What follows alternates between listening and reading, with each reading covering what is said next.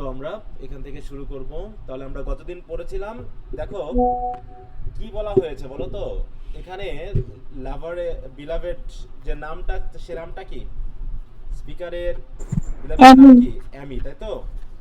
এবং অ্যামিকে মানে দুইজন দুইজনকে খুবই ভালোবাসতো, তাই তো? দুইজন দুইজনকে খুবই ভালোবাসতো, কিন্তু দুঃখের বিষয় তাদের বিয়েটা হয়নি। বিয়ে হয়েছে পিতামাতার ফোর্সে পড়ে, একজনের সাথে বিয়ে এমনি দিয়েছে। স্যার। এবং কি বলছে বলো তো, কি বলে সম্বোধন করা হয়েছে অ্যামির হাজবেন্ডকে? অ্যামি, ক্লাউন। হ্যাঁ ক্লাউন বলা হয়েছে, ভাঁড়, তাই তো? বুদ্ধি শুদ্ধি কিছু নাই, মাথা মোটা, এরকম আর কি করে গালিগালাজ মানে একটু করা হয়েছে আর কি। এবং শেষ পর্যন্ত বলা হয়েছে যে অ্যামিকে হয়তো খুব একটা বেশি ভালোবাসে না, হ্যাঁ, যে হয়তো বিয়ে করেছে, বিয়ে করার পর এই স্পিকার হলে যে ধরনের ভালোবাসতো তাকে, সেই ধরনের ভালোবাসা হয়তো বা সে তার কাছ থেকে পাবে না।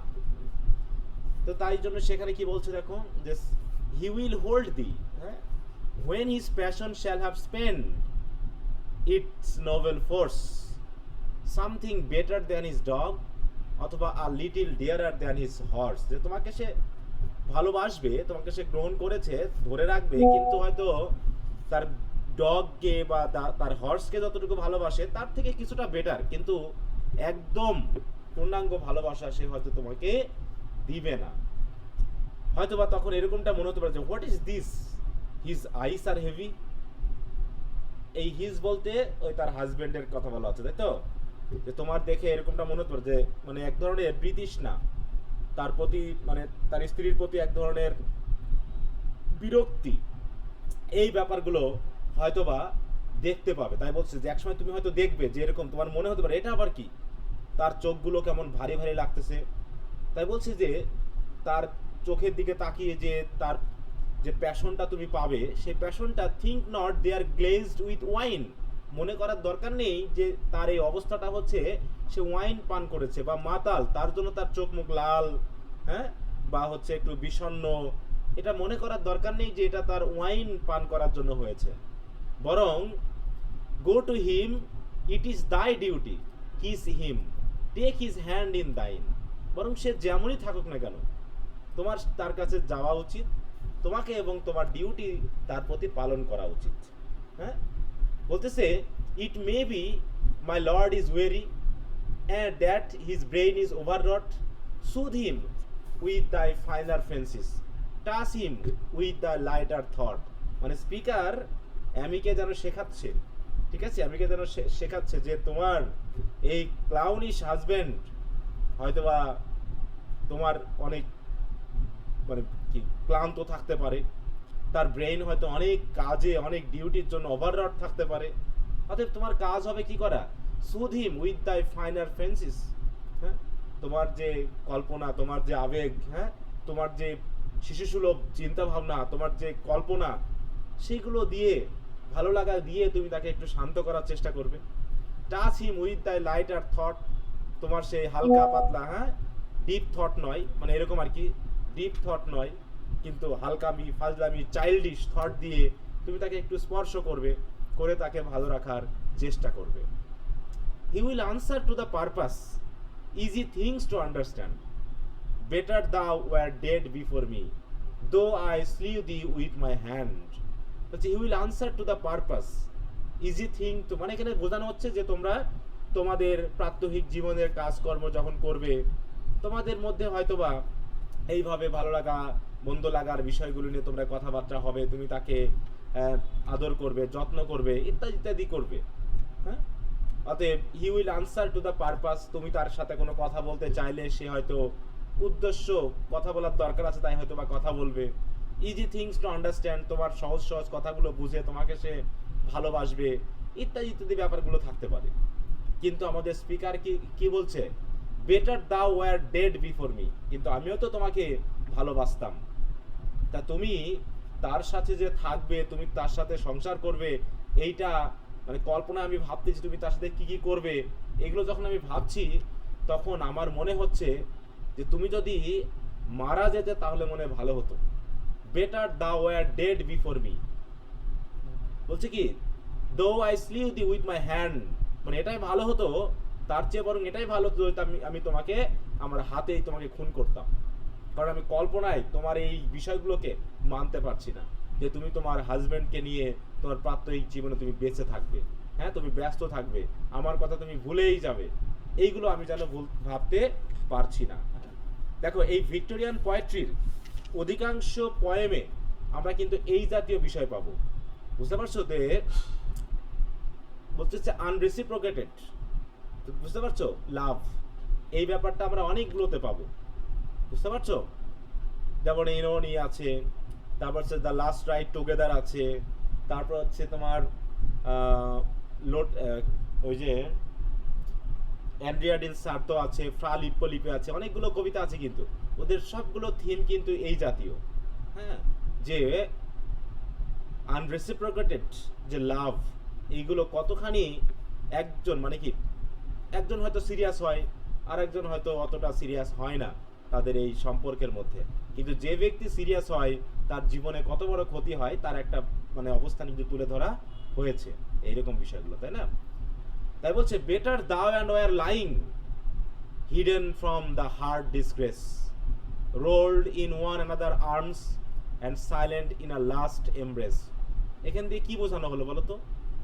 এই লাইনটা দিয়ে কি আশা করতে যাচ্ছে, যে কেমন হলে ভালো হতো, কি বলতে যাচ্ছে একদম বলো?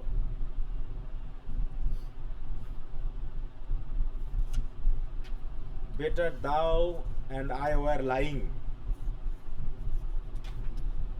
hidden. স্যার দুজনে একসাথে মারা গেলে ভালো হতো, এরকম টাইপের কিছু। হ্যাঁ হ্যাঁ, এইটাই সেন্সটা এরকম যে আমাদের বরং ভালো হতো যদি আমরা মারা যেতাম, হ্যাঁ, এবং কিভাবে মারা যেতাম, যে একজন আরেকজনকে এমব্রেস করে, যে অন্তত এটুকু নিয়ে আমরা শান্ত থাকতে পারতাম, যে অন্তত আমরা একজন আরেকজনের কাছে অবিশ্বস্ত হইনি, তাই না, আনফেইথফুল হই নাই, এটা হলে পারে হয়তো ভালো। তো হচ্ছে better thou and I were lying hidden from the hertz disgrace, হ্যাঁ, যে অন্তত আমরা হার্টসের তো ডিসগ্রেস হতাম না, এই যে আমার যে একটা ডিসগ্রেস তোমার প্রতি, এটা তো অন্তত হতো না, বরং আমরা থাকতাম কেমন, ruled in one another arms and silent in a last embrace.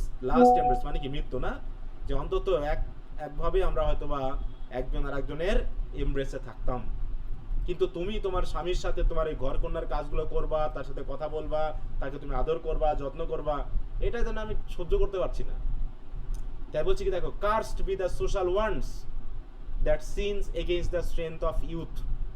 অতএব সে সমাজকে অভিশাপ দিচ্ছে আমাদের স্পিকার, যে সামাজিক সেটিং এর কারণেই এইগুলো ঘটছে, হ্যাঁ। তাহলে curse be the social wants, এই ওয়ান্টস বলতে আমরা এই কাস্টম বা প্রথাকে বোঝাবো, যেগুলো হচ্ছে কি that sin against the strength of youth. তাহলে ইউথের স্ট্রেংথের বিরুদ্ধে এই যে কাজগুলো, এগুলো হচ্ছে পাপ। Curse be the social lies that warp us from the living truth, হ্যাঁ। আর এই যে সোশ্যাল লাইজ কোনগুলো, যে আমরা নাকি সন্তুষ্ট আছি, আমরা নাকি একজন আরেকজনের সাথে সংসার করছি খুবই কিভাবে, মানে উৎফুল্লভাবে, চেয়ারফুলভাবে বা উইথ হ্যাপিনেস, কিন্তু আসলে তা নয়। কারণ আমরা দেখো, অ্যাপার্স ফ্রম দ্য লিভিং ট্রুথ, সত্যিকারে বাস্তবিক সত্য থেকে যেটা আমাদেরকে লুকিয়ে রাখছে, সেরকম মিথ্যার কে তিনি অভিশাপ দিচ্ছেন, যে social curse, social setting, social কাস্টমই আমাদেরকে আমাদের এই যে একত্রিত হতে বাধা দান করছে। আরো কি কি দেখো, কার্স করছে, curse with the sickly forms that err from honest nature rule. তাহলে নেচারের যে অনেস্ট রুল, সেই রুল থেকে আমাদেরকে যে ভুল পথে পরিচালিত করে, ভিন্ন পথে নিয়ে যায়, সেই সিকলি ফর্মকে বা কাস্টমকে বা প্রথাকে বা রুলসগুলোকে অভিশাপ দিচ্ছে। Curse be the gold that glides the straitened forehead of the fool. অতএব এই গোল্ড বলতে আমরা বুঝবো কি, অনেক সময় আছে না, ওই যে মেয়েরা বিশেষ করে পরে ওটাকে মানে গোল্ডেন না, কিন্তু গোল্ডের মতো চকচক করে, কি বলে এগুলোকে, ইমিটেশন। হ্যাঁ, আরেকটা জিনিস কি সিটি গোল্ড। হ্যাঁ, সিটি গোল্ড, ইয়েস, সিটি গোল্ডের, হ্যাঁ। তা ওইরকম, তাই বলছে কার্স উইথ দ্য গোল্ড, যেগুলোকে উপরে গিল্ড করে রাখছে, that gilds the straitened forehead of the fool, হ্যাঁ। মানে ফুল বলতে কিন্তু ওই সকল হাজবেন্ডদেরকে বোঝানো হচ্ছে যাদের কপাল ভালো, তারা ব্যক্তিগতভাবে জ্ঞান বুদ্ধি নাই ফুল, কিন্তু তাদের কপাল কত চকচকে না। আর সেই চকচকে করার যে গোল্ড, সেই গোল্ডকে আমাদের স্পিকার অভিশাপ দিচ্ছে, যে তার এই বোকা মানুষের সম্পদকে তিনি অভিশাপ দিচ্ছেন, যে কিভাবে এই সম্পদের জন্য আমরা কি পাচ্ছি না, মেয়ে পাচ্ছি না, নাকি আমরা যাকে ভালোবাসছি তাকে হারাতে হচ্ছে। কিসের জন্য? এই সম্পদের জন্য। বাপ মা তো সম্পদকে গুরুত্ব দিচ্ছে, এমনকি কিছু কিছু ক্ষেত্রে মেয়েরাও সম্পদকে গুরুত্ব দিচ্ছে, কিন্তু আসলে তার হাজবেন্ড যে খুব বুদ্ধিমান, খুব পরিশ্রমী, খুব জ্ঞানী, তা তো অনেক সময় হয় না। তারপরও তাদের ওই যে গোল্ড বা সম্পদ তাদের কপালকে কিভাবে চকচক করে রাখছে। যে পরিশ্রমী জ্ঞানী এগুলো না হলে সম্পদ কিভাবে থাকে? হ্যাঁ, হচ্ছে হয়তো বা বলতেছে বাপের সম্পদ, তাই না, বা অন্য কোনো ভাবে বিজনেস থেকে পাওয়া সম্পদ, এইগুলো নিয়ে বলছে হয়তো বা, ঠিক আছে। তা যাই হোক, তাহলে এইভাবে সে কি করতেছে, যে অভিশাপ দিচ্ছে, কার্স দিচ্ছে, দেখো কার্স করতেছে। তাহলে দেখো, the straitened forehead of the fool. তাহলে কি ধরনের, কি ধরনের প্যাশনেট এবং অ্যাংরি, মুডে সে আছে আমাদের স্পিকার, না পেয়ে। এরকম হয় না বাস্তব জীবনে? অনেক সময় খুন করে ফেলে, তাই না? হচ্ছে না এরকম? অনেক সময় দেখা যাচ্ছে খুন করতেছে গিয়ে, হাজবেন্ড ওয়াইফকে খুন করে। বিশেষ করে ক্রাইম পেট্রোল গুলো দেখলে দেখা যায় যে এই ধরনের প্যাশনেট বিষয়গুলো কিভাবে খারাপ দিকে মানুষকে পরিচালিত করে। হ্যাঁ,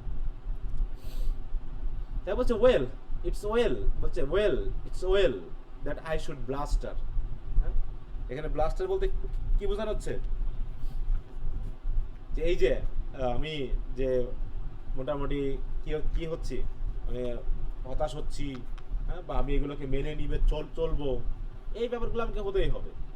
Hadst thou less unworthy proved, would to God, for I had loved thee more than ever wife was loved. দেখো তাই বলছে, had thou less unworthy proved, বলছে তুমি যদি এইভাবে unworthy proved না হতে, দেখো had thou less unworthy proved মানে তুমি যদি এরকম unworthy না হতে, তুমি যদি আমার ওয়াইফ হতে, মানে এরকম আর কি।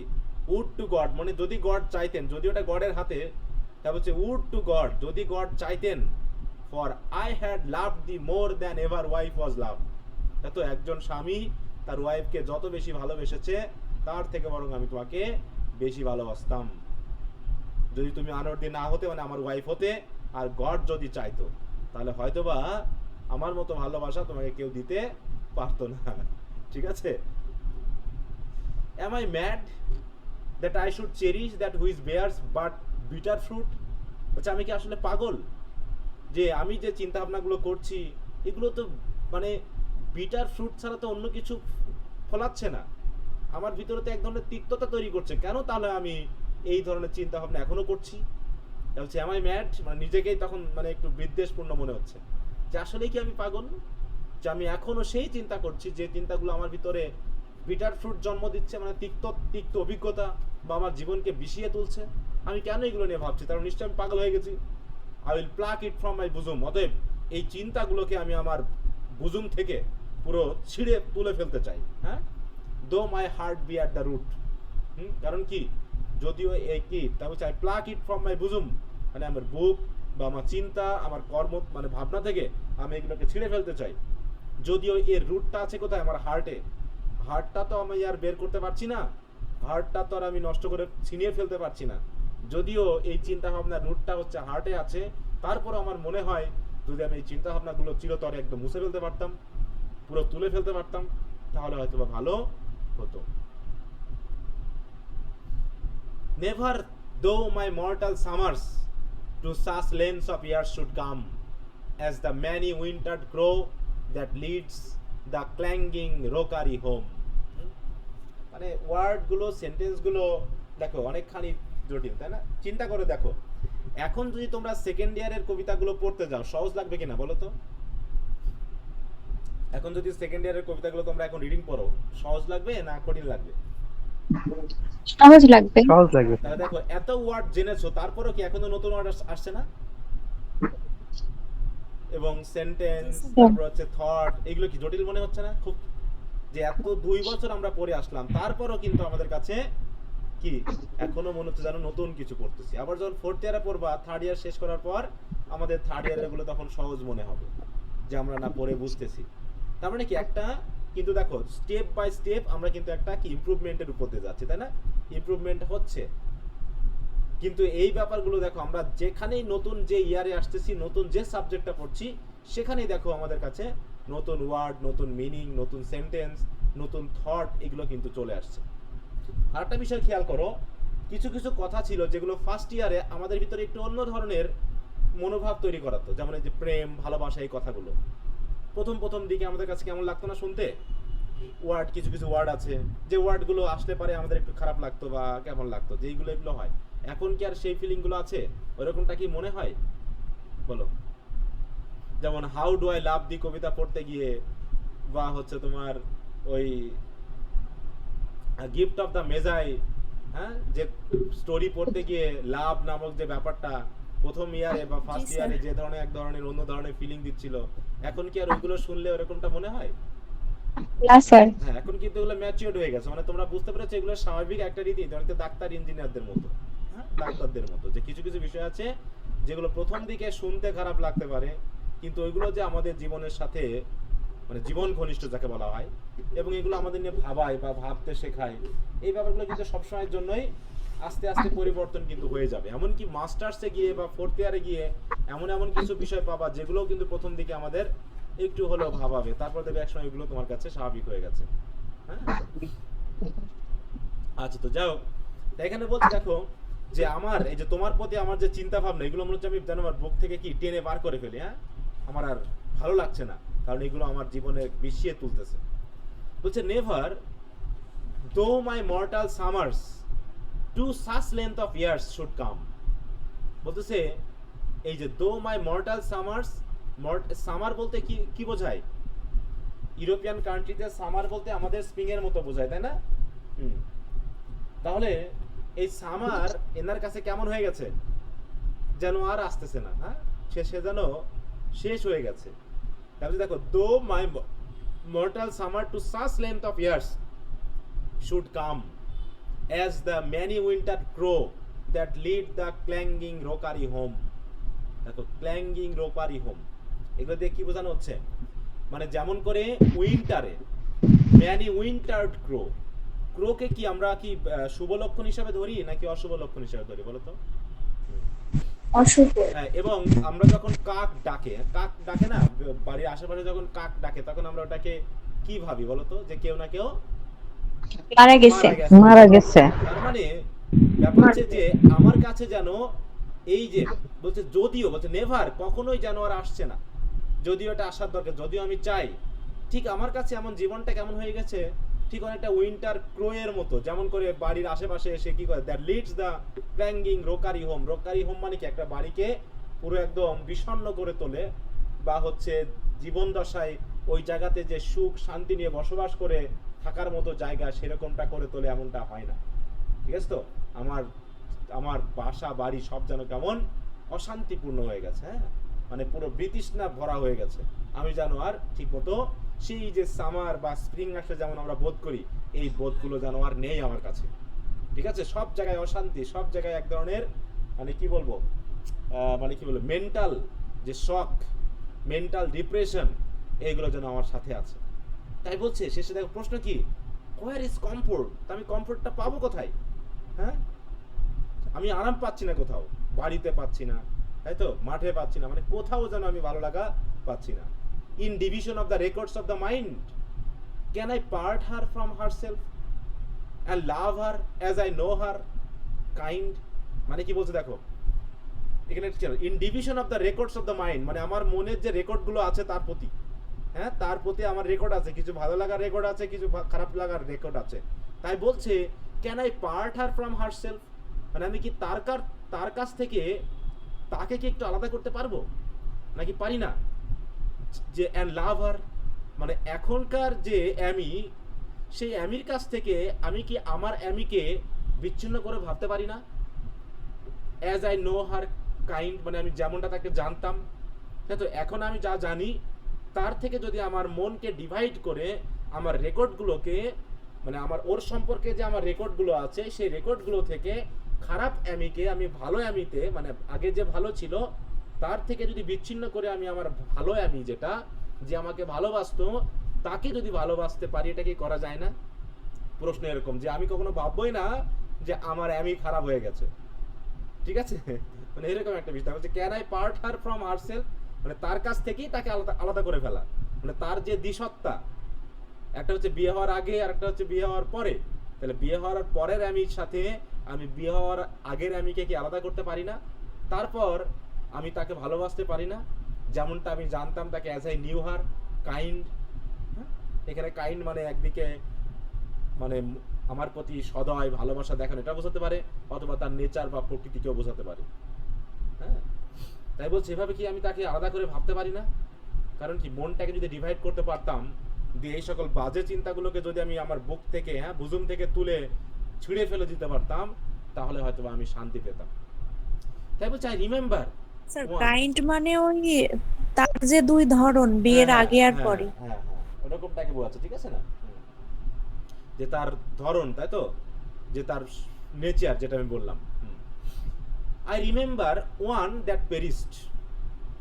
তাহলে আমার সবসময় ওই একটা জিনিসকে মনে পড়ে যেটা অলরেডি শেষ হয়ে গেছে। কোনটা? আগেরটা নাকি? I remember one that পেরিস্ট। Sweetly did she speak and move. কত সুন্দরভাবে সে আমার সাথে কথা বলতো, আমার সাথে চলতো। সাসা ওয়ান ডু আই রিমেম্বার। হ্যাঁ, whom to look at was to লাভ।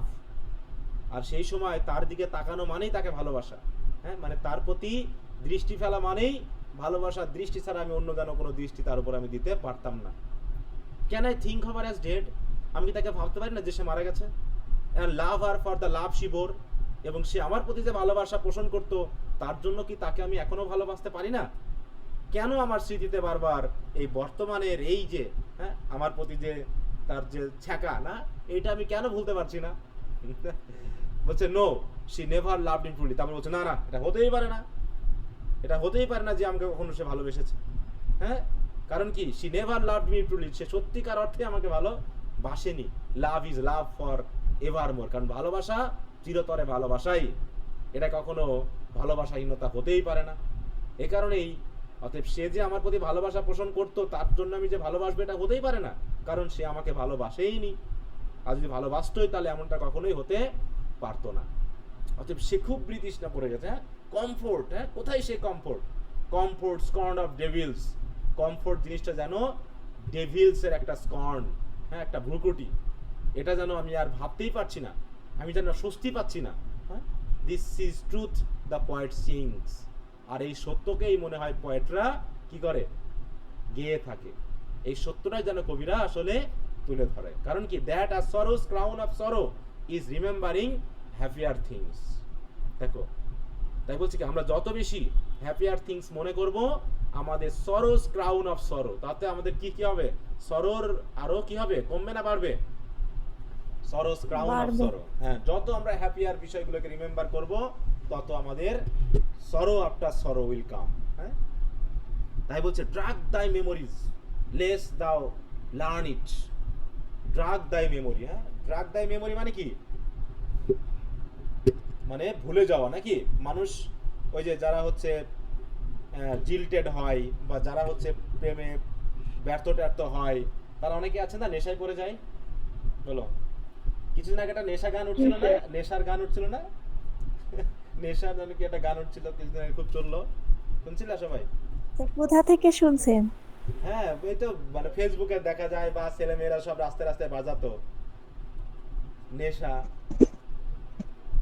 কি জানো গান? সাদা সাদা খেলা খেলা। না, ওটা না, ওটা না, এমনি নেশায় গান। স্যার হিন্দি স্যার, গান। আমার কাছে কি মনে হয় জানেন? হ্যাঁ।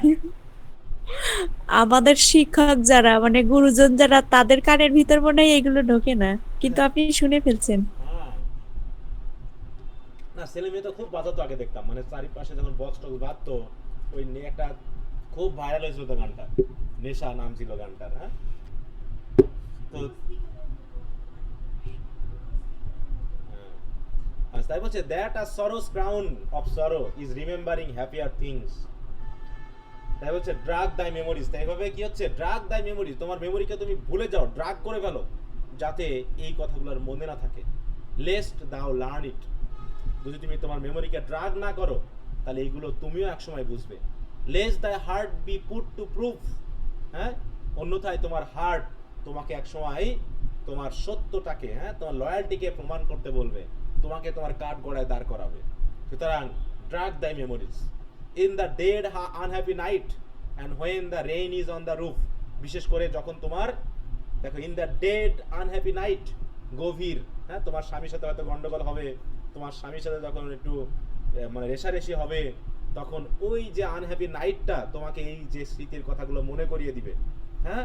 এবং when the rain is on the roof, আর যখন তোমার বাড়ির ছাদে বৃষ্টি পড়বে, তখন তুমি তোমার স্মৃতিতে যখন বিভোর হয়ে যাবে না, তখন এই যে হ্যাপিয়ার থিংগুলো যখন রিমেম্বার করবে, তখন তোমারও দুঃখ কিন্তু আমার মতোই হবে।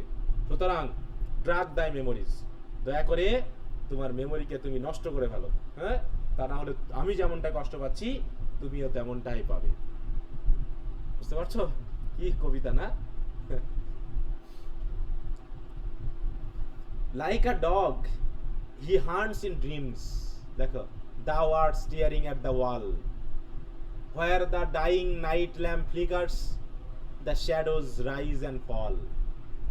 এখানে মানে একটা সেন্স আছে, সেটা আসলে আমি একটু বলতে পারছি না ওইভাবে, হ্যাঁ, তাই বলছি দেখো, like a dog he হান্টস in dreams, মানে এখানে দেখানো হচ্ছে যে এক সময়, মানে সেটা সময়ের সাথে সাথে হোক বা হচ্ছে একসাথে থাকার জন্যই হোক, স্বামী স্ত্রীর মধ্যে প্রথম দিকে যেমন একটা টান থাকে, হ্যাঁ, একটা যে মানে একজন একজনের প্রতি যে একটা আগ্রহ থাকে, একটা যে ভালোবাসার যে মানে কি অ্যাফেকশনের ব্যাপার থাকে, সেটা কিন্তু আস্তে আস্তে কি হয়ে যায়, অভ্যাসে পরিণত হওয়ার কারণে হয়তোবা তখন তার প্রতি সেই যে ভালো লাগা বা ওই ব্যাপারটাগুলোতে কিন্তু ওইভাবে আসে না।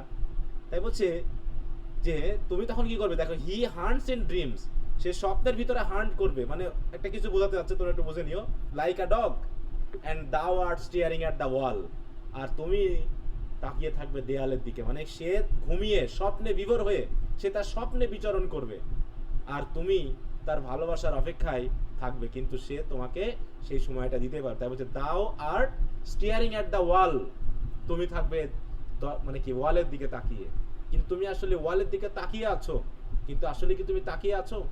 তুমি তো ভাবছো সেই অতীত বর্তায়। বলছে কি, where the dyeing night lamp flicker, যেখানে গভীর রাতের ল্যাম্প ফ্লিকার করবে, এবং এই ফ্লিকারিং এর যে মানে কি বলবো, শেকিং যে লাইট, সেটাকে তুমি হয়তো দেখবে, and the shadows rise and fall. এবং এই এখন তো আর ল্যাম্প আমরা ইউজ করি না, মোমবাতি কখনো কখনো দেখছো যে অনেক সময় মোমবাতি জ্বলতে জ্বলতে আবার একটু ইয়া করে, ফ্লিকার করে, মানে লাফালাফি করে, কখনো খেয়াল করছো এরকমটা? স্যার বাতাস করে না। ওটা বাতাসের জন্য না, ওটা হচ্ছে সুতাটা যখন পুড়ে যায়, মোমটা গলে একটু যখন নিচে চলে যায়, আবার ওটাকে মোমটাকে আবার টাচ করার জন্য তার কিছুক্ষণের জন্য একটু ইয়া লাগে, মানে ওইটাকে গ্রহণ করার জন্য তার দেখবে একটু নাচা লাফালাফি করে, একটু ডান্স করে, ঠিক আছে? তো তো এরকম ল্যাম্পেও এরকমটা হয়, তেলের ব্যাপারে হোক বা ইয়া ব্যাপারে হোক, কিছু সময় একটু ফ্লিকার করে। তাই ফ্লিকারের কারণে দেখবো যে সিম্পলি যখন আমাদের লাইটগুলো যখন কাজ করে না, লাইটগুলো যখন একটু মানে কি বলবো, যে ঠিক স্মুথলি আলো দেয় না, দেখবো যে দেওয়ালে তার একটা রিফ্লেকশন পড়ে।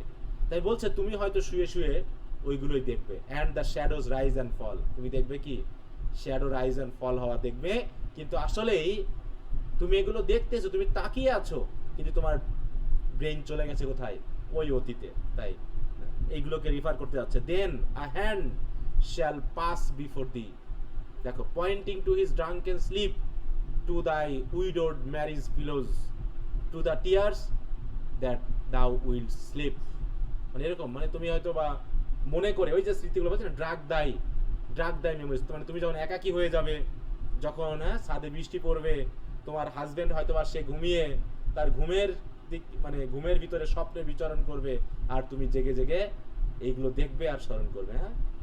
দেন a hand shall pass before thee, তখন হয়তো বা তোমার সামনে দিয়ে একটা হ্যান্ড পাস করে যাবে, pointing to his drunken sleep, মানে তোমাদেরকে দেখিয়ে দিবে এরকম আর কি বিষয়টা, যে তোমার হাজবেন্ড যে হয়তো গভীর ঘুমে আসক্ত, হ্যাঁ, টু দাই উইডোড ম্যারিজ পিলোজ, তখন তোমার কাছে মনে হবে এই যে বালিশ, এইটা যেন উইডোড, হ্যাঁ, তাহলে তোমার স্বামী কি হয়, উইডো মানে কি বলো, বিধবা না, যে though you have your husband beside you, হ্যাঁ, in deep sleep, but you will feel like widowed, হ্যাঁ, to the tears that thou will weep, আর চোখে থাকবে তোমার কান্না, হ্যাঁ, সেটা নিয়ে তুমি হয়তো কাঁদতে কাঁদতে ঘুমিয়ে পড়বে, এরকম একটা বিষয়। দাউ শ্যাল হিয়ার দ্য নেভার, এইরকম একটা নেভার, হ্যাঁ, একটা হুইসপারিং সাউন্ড যেন তুমি শুনতে পাবে। Whispered by the phantom years. Phantom years মানে কি, যে ইয়ারগুলো তোমার পার হয়ে গেছে সেইগুলো যেন তোমার সামনে এসে হাজির হবে, হ্যাঁ, এসে তোমাকে, হ্যাঁ, তোমার সামনে এসে হয়তো তোমাকে বলবে না না এগুলো আর স্মরণ করে না, এগুলো ভাবতে নেই, এরকম একটা বিষয়টা। And a song from out the distance in the ringing thine years, এবং তোমার কানে হয়তো বা বাজবে দূর থেকে ভেসে আসা কোনো গান, হ্যাঁ, মানে গান মানে কি, তোমার কানে বা তোমার মনে, তোমার স্মৃতিতে এক ধরনের অন্য ধরনের হ্যালুসিনেশন তুমি হয়তো ফিল করবে, যেগুলো তুমি মনে করবে। and an eye shall vex thee, looking ancient kindness on thy pain, turn thee on thy pillow, get thee to thy rest again। হ্যাঁ, তাই বলছে দেখো, and an eye shall vex thee, এবং মনে হবে তোমার সামনে যেন কেউ তোমাকে দেখছে, হ্যাঁ, এটা তোমাকে বিরক্ত করবে। লুকিং অ্যানশিয়েন্ট কাইন্ডনেস অন দাই পেইন, হ্যাঁ, তোমার যে ব্যথা, সেই ব্যথাতে হয়তো কেউ তোমাকে সেই আগেকার যে কাইন্ডনেস, সেই কাইন্ডনেস নিয়ে তোমার দিকে হয়তো বা তাকাবে। কার এই আইটা কার হবে বলো, এই হ্যান্ডটা কার হবে? A hand shall pass before the pointing to his sir sleep. এই যিনি কবিতা বলতেছেন হয়তো বা তার কথাটা, হ্যাঁ, মনে মনে হয়তো কল্পনা করবে, তাই বলছে যে তোমাকে হয়তো বা কেউ দেখবে, তাই বলছে তোমার হয়তো ফিল হবে যেন কেউ তোমাকে দেখছে, হ্যাঁ। and an eye shall vex thee, looking ancient kindness on thy pain, turn thee, তখন তুমি হয়তো বা কি করবে, আর সহ্য করতে না পেরে তুমি বালিশের দিকে মুখ ফেরে, মানে উবুর হয়ে শুয়ে পড়বে, না। টার্ন দি অন দাই পিলো, গেট দি টু দাই রেস্ট এগেইন, তুমি চেষ্টা করবে, হ্যাঁ, তোমার রেস্টে যেতে, কিন্তু তুমি হয়তো রেস্ট নিতে পারবে না। এরকম মানে এতক্ষণ আমাদের স্পিকার নিজের কষ্টের কথা বললো, এখন স্পিকার ভাবতেছে আমি যেমন কষ্ট পাচ্ছি হয়তোবা এই অ্যামিও এমনটাই হয়তোবা পাবে যখন সে একাকী হয়ে পড়বে, এরকম একটা বিষয়। তাই বলছে নে but nature brings this সোলাস,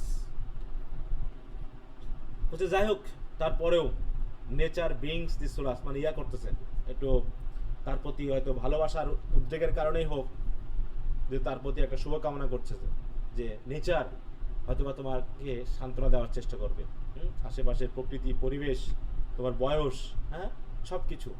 for a tender voice will Cry, কারণ তোমার ভিতরের যে টেন্ডার ভয়েস সেটা হয়তো কাঁদবে, হ্যাঁ, চিৎকার করে উঠতে চাইবে।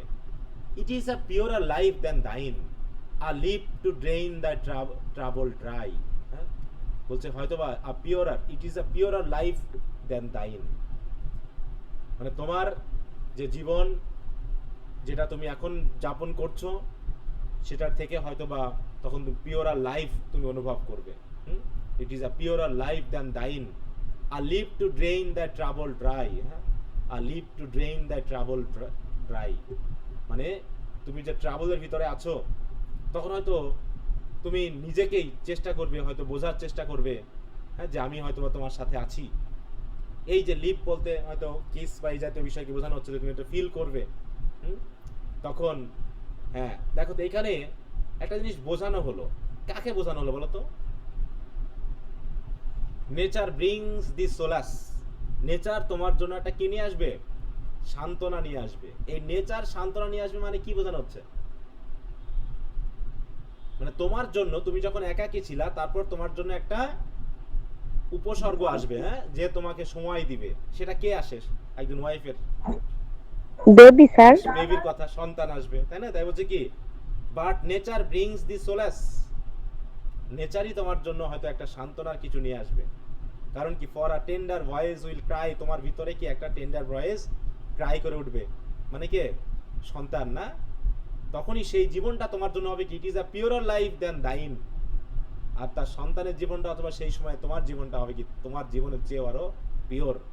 তার হয়তোবা একটা মানে লিপ, হ্যাঁ, ড্রেইন মানে কি, শোষণ করে নেওয়া, ওটা হচ্ছে রিমুভ করে দেওয়া, to drain the trouble dry, তুমি যে ট্রাবলের ভিতরে আছো হয়তো সেই বেবি এসে তোমার গালে আলতো ছোঁয়া দিবে, তাতেই হয়তোবা তোমার এই ট্রাবলগুলো হয়তো এক সময় শেষ হয়ে যাবে।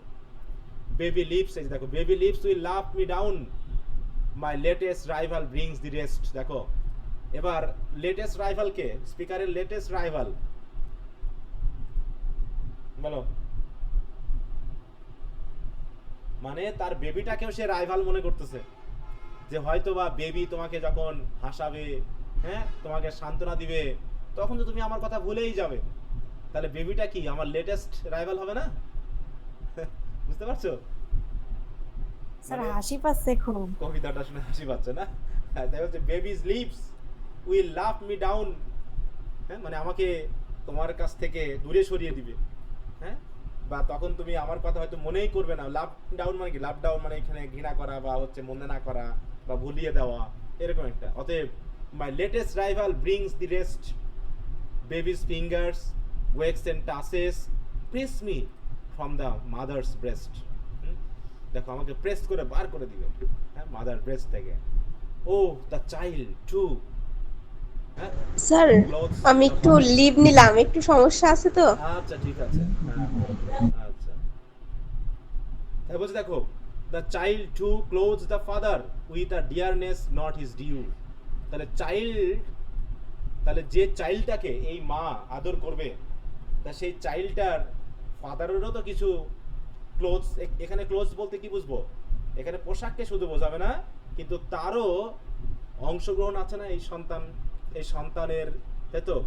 চেহারা হোক, তার গঠনে হোক, বাবারও তো একটা অংশগ্রহণ আছে। যদিও বলতেছি কি দেখো, to close the father with a dearness not his due. হ্যাঁ, ফাদার, হ্যাঁ, যে হয়তো বা যে ডিয়ারনেস বাবাটা হয়তো মানে কি বলবো, ক্রেডিট করে না, ক্রেডিট নেই, তারপরেও হয়তো বাবার ক্রেডিট তো এখানে থাকবেই। কারণ কি, half is thine and half is his. কারণ এই সন্তানটা গঠিত হয়েছে অর্ধেক তোমার আর অর্ধেক তার অংশগ্রহণে, তাই না? তাহলে এই সন্তান মানেই তোমারও এবং তারও। অতএব এই সন্তান যখন তোমার বুকে তুমি প্রেস করবে, হ্যাঁ, তুমি যখন তাকে ধরে আদর করবে, তখন ওই ফাদারকেও আদর করাই হবে। ঠিক আছে? যদিও এই আদরটা ফাদার ডিউ মানে তার পাওয়ার যোগ্য না, অর্দি নয়। হ্যাঁ, তাই বলছি it will be worthy of the two. তখন এই সন্তানটাই হয়ে যাবে কি ওই দুইজনের কাছে সবচেয়ে একজন আরেকজনের কাছে মূল্যবান। তখন হয়তো বা তোমরা আমার কথা ভুলেই যাবে নাকি, আমাকে তোমার কাছ থেকে দূরে সরিয়ে দিবে। O I see thee old and formal fitted to thy petty part with a little hoard of maxims preaching down a daughter's heart.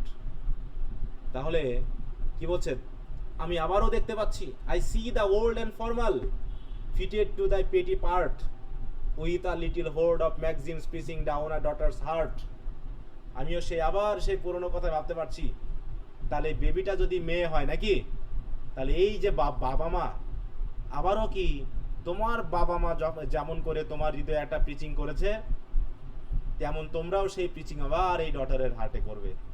কি বলতে চাইলো? কোন প্রিচিং বলো তো? কোন প্রিচিং এর কথা বোঝানো হচ্ছে? সম্পদবান ব্যক্তিকে বিবাহ করা। অন্য জায়গায় বিয়ে দিল। হ্যাঁ হ্যাঁ হ্যাঁ, যে এই মেয়েও, তোমাদের এই মেয়ে যে হবে, সেও হয়তো বা কাউকে না কাউকে ভালোবাসবে। তোমরাও আবারও সেই একই ম্যাগজিম পিস করবে।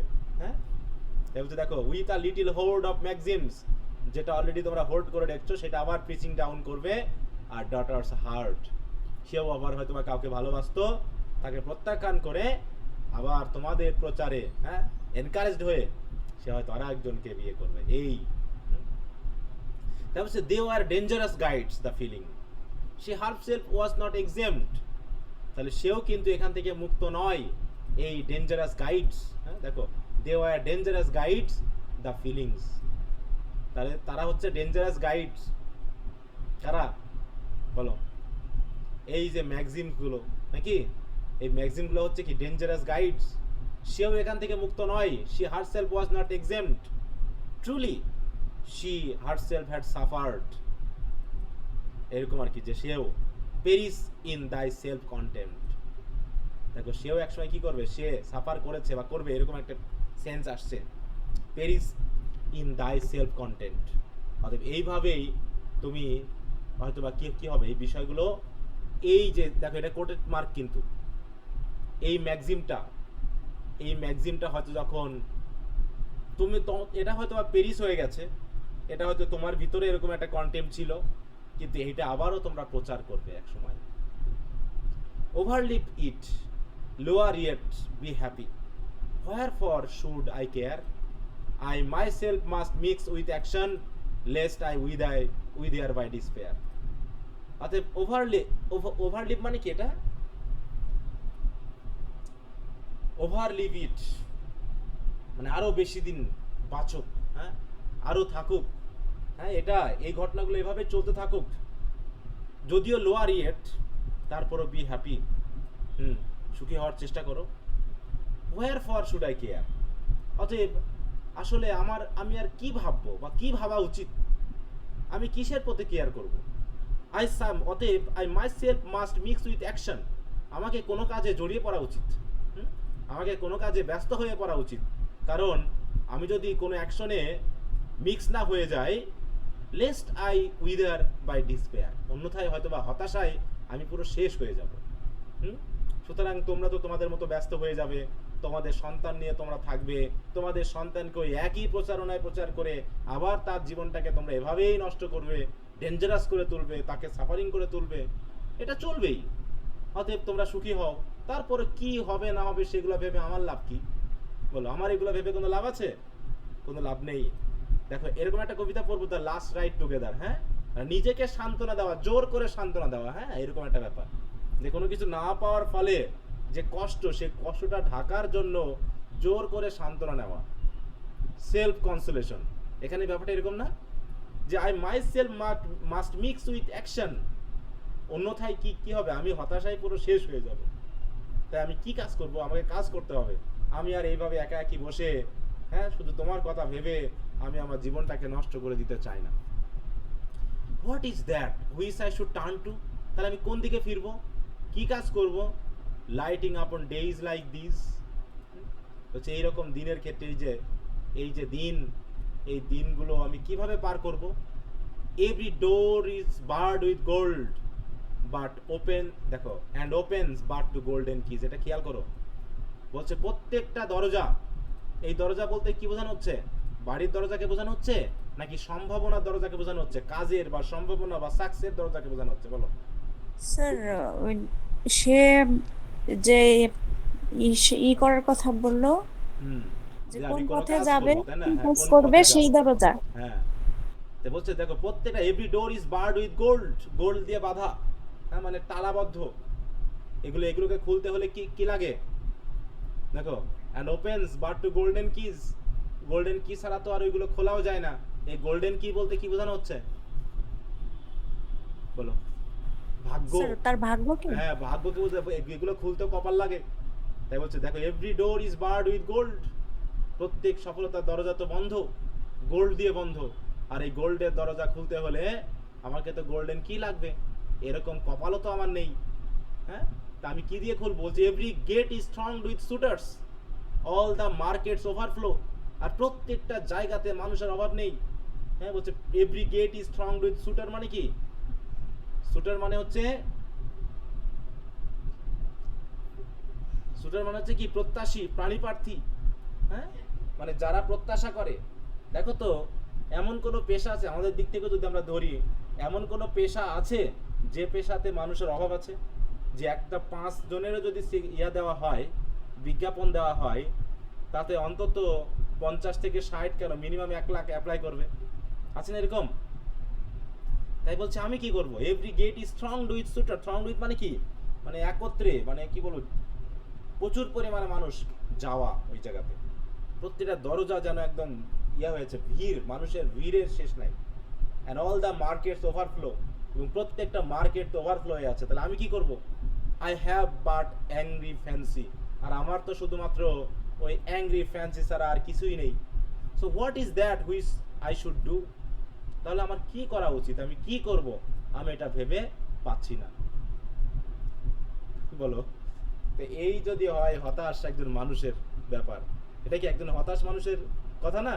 বলো, কি মনে হয়? বলো, কি বুঝতে পারছো? চরম হতাশ না? তাহলে ভিক্টোরিয়া যেরকম হতাশা ছিল মানুষের মধ্যে, যে কিভাবে, এখন কি আর নাই এই হতাশা?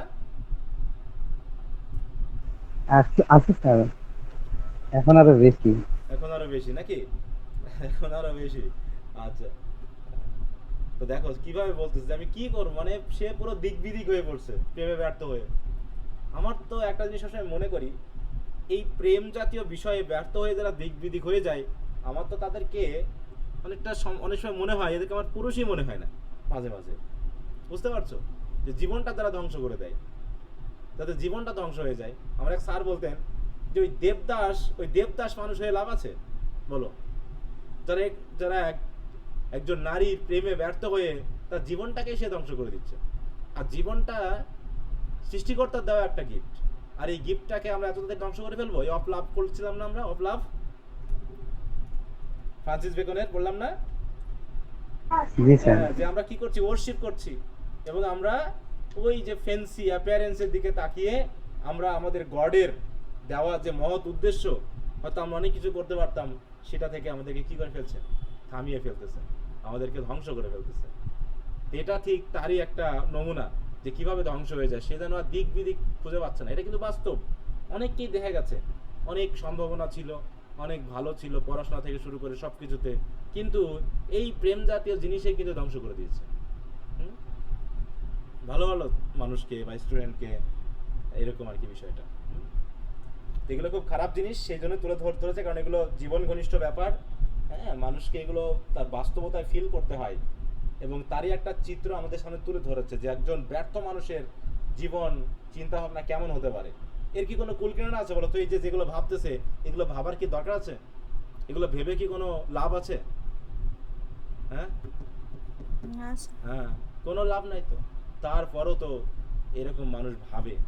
কেউ দেখাচ্ছে ব্যর্থ হয়ে সুইসাইড করতেছে, কেউ দেখাচ্ছে ব্যর্থ হয়ে পাগল হয়ে যাচ্ছে, গিয়ে হয়তো পাবনা মেন্টাল হসপিটালে ভর্তি আছে, কেউ হয়তো বা দেখাচ্ছে ব্যর্থ হয়ে নেশা ধরে রাস্তায় রাস্তায় ঘুরে বেড়াচ্ছে নেশা করে। এগুলো মানে কি বলবো, এগুলো আবার কেউ কেউ আছে খুবই স্ট্রং, আরে অত কিসের টেনশন, একজনকে ভালো লাগছে, একজন চলে গেছে আর একজনের কাছে ধরে শান্ত থাকতেছে। এরকম আছে না অনেকে। আর এখনকার ছেলে মেয়ে তো মেয়েগুলোতে পাত্তা দেয় না, যে গেছে যাই জায়গা নাকি, সে ছেলে হোক আর মেয়ে হোক। আবার এমন কি আছে যে গভীর প্রেমে আসক্ত ছিল, বিয়েও হয়েছে, তারপরে আবার সংসার টেকেনি, দেখাচ্ছে 1-2 মাসের মধ্যে আবার ছাড়াছাড়ি হয়ে গেছে।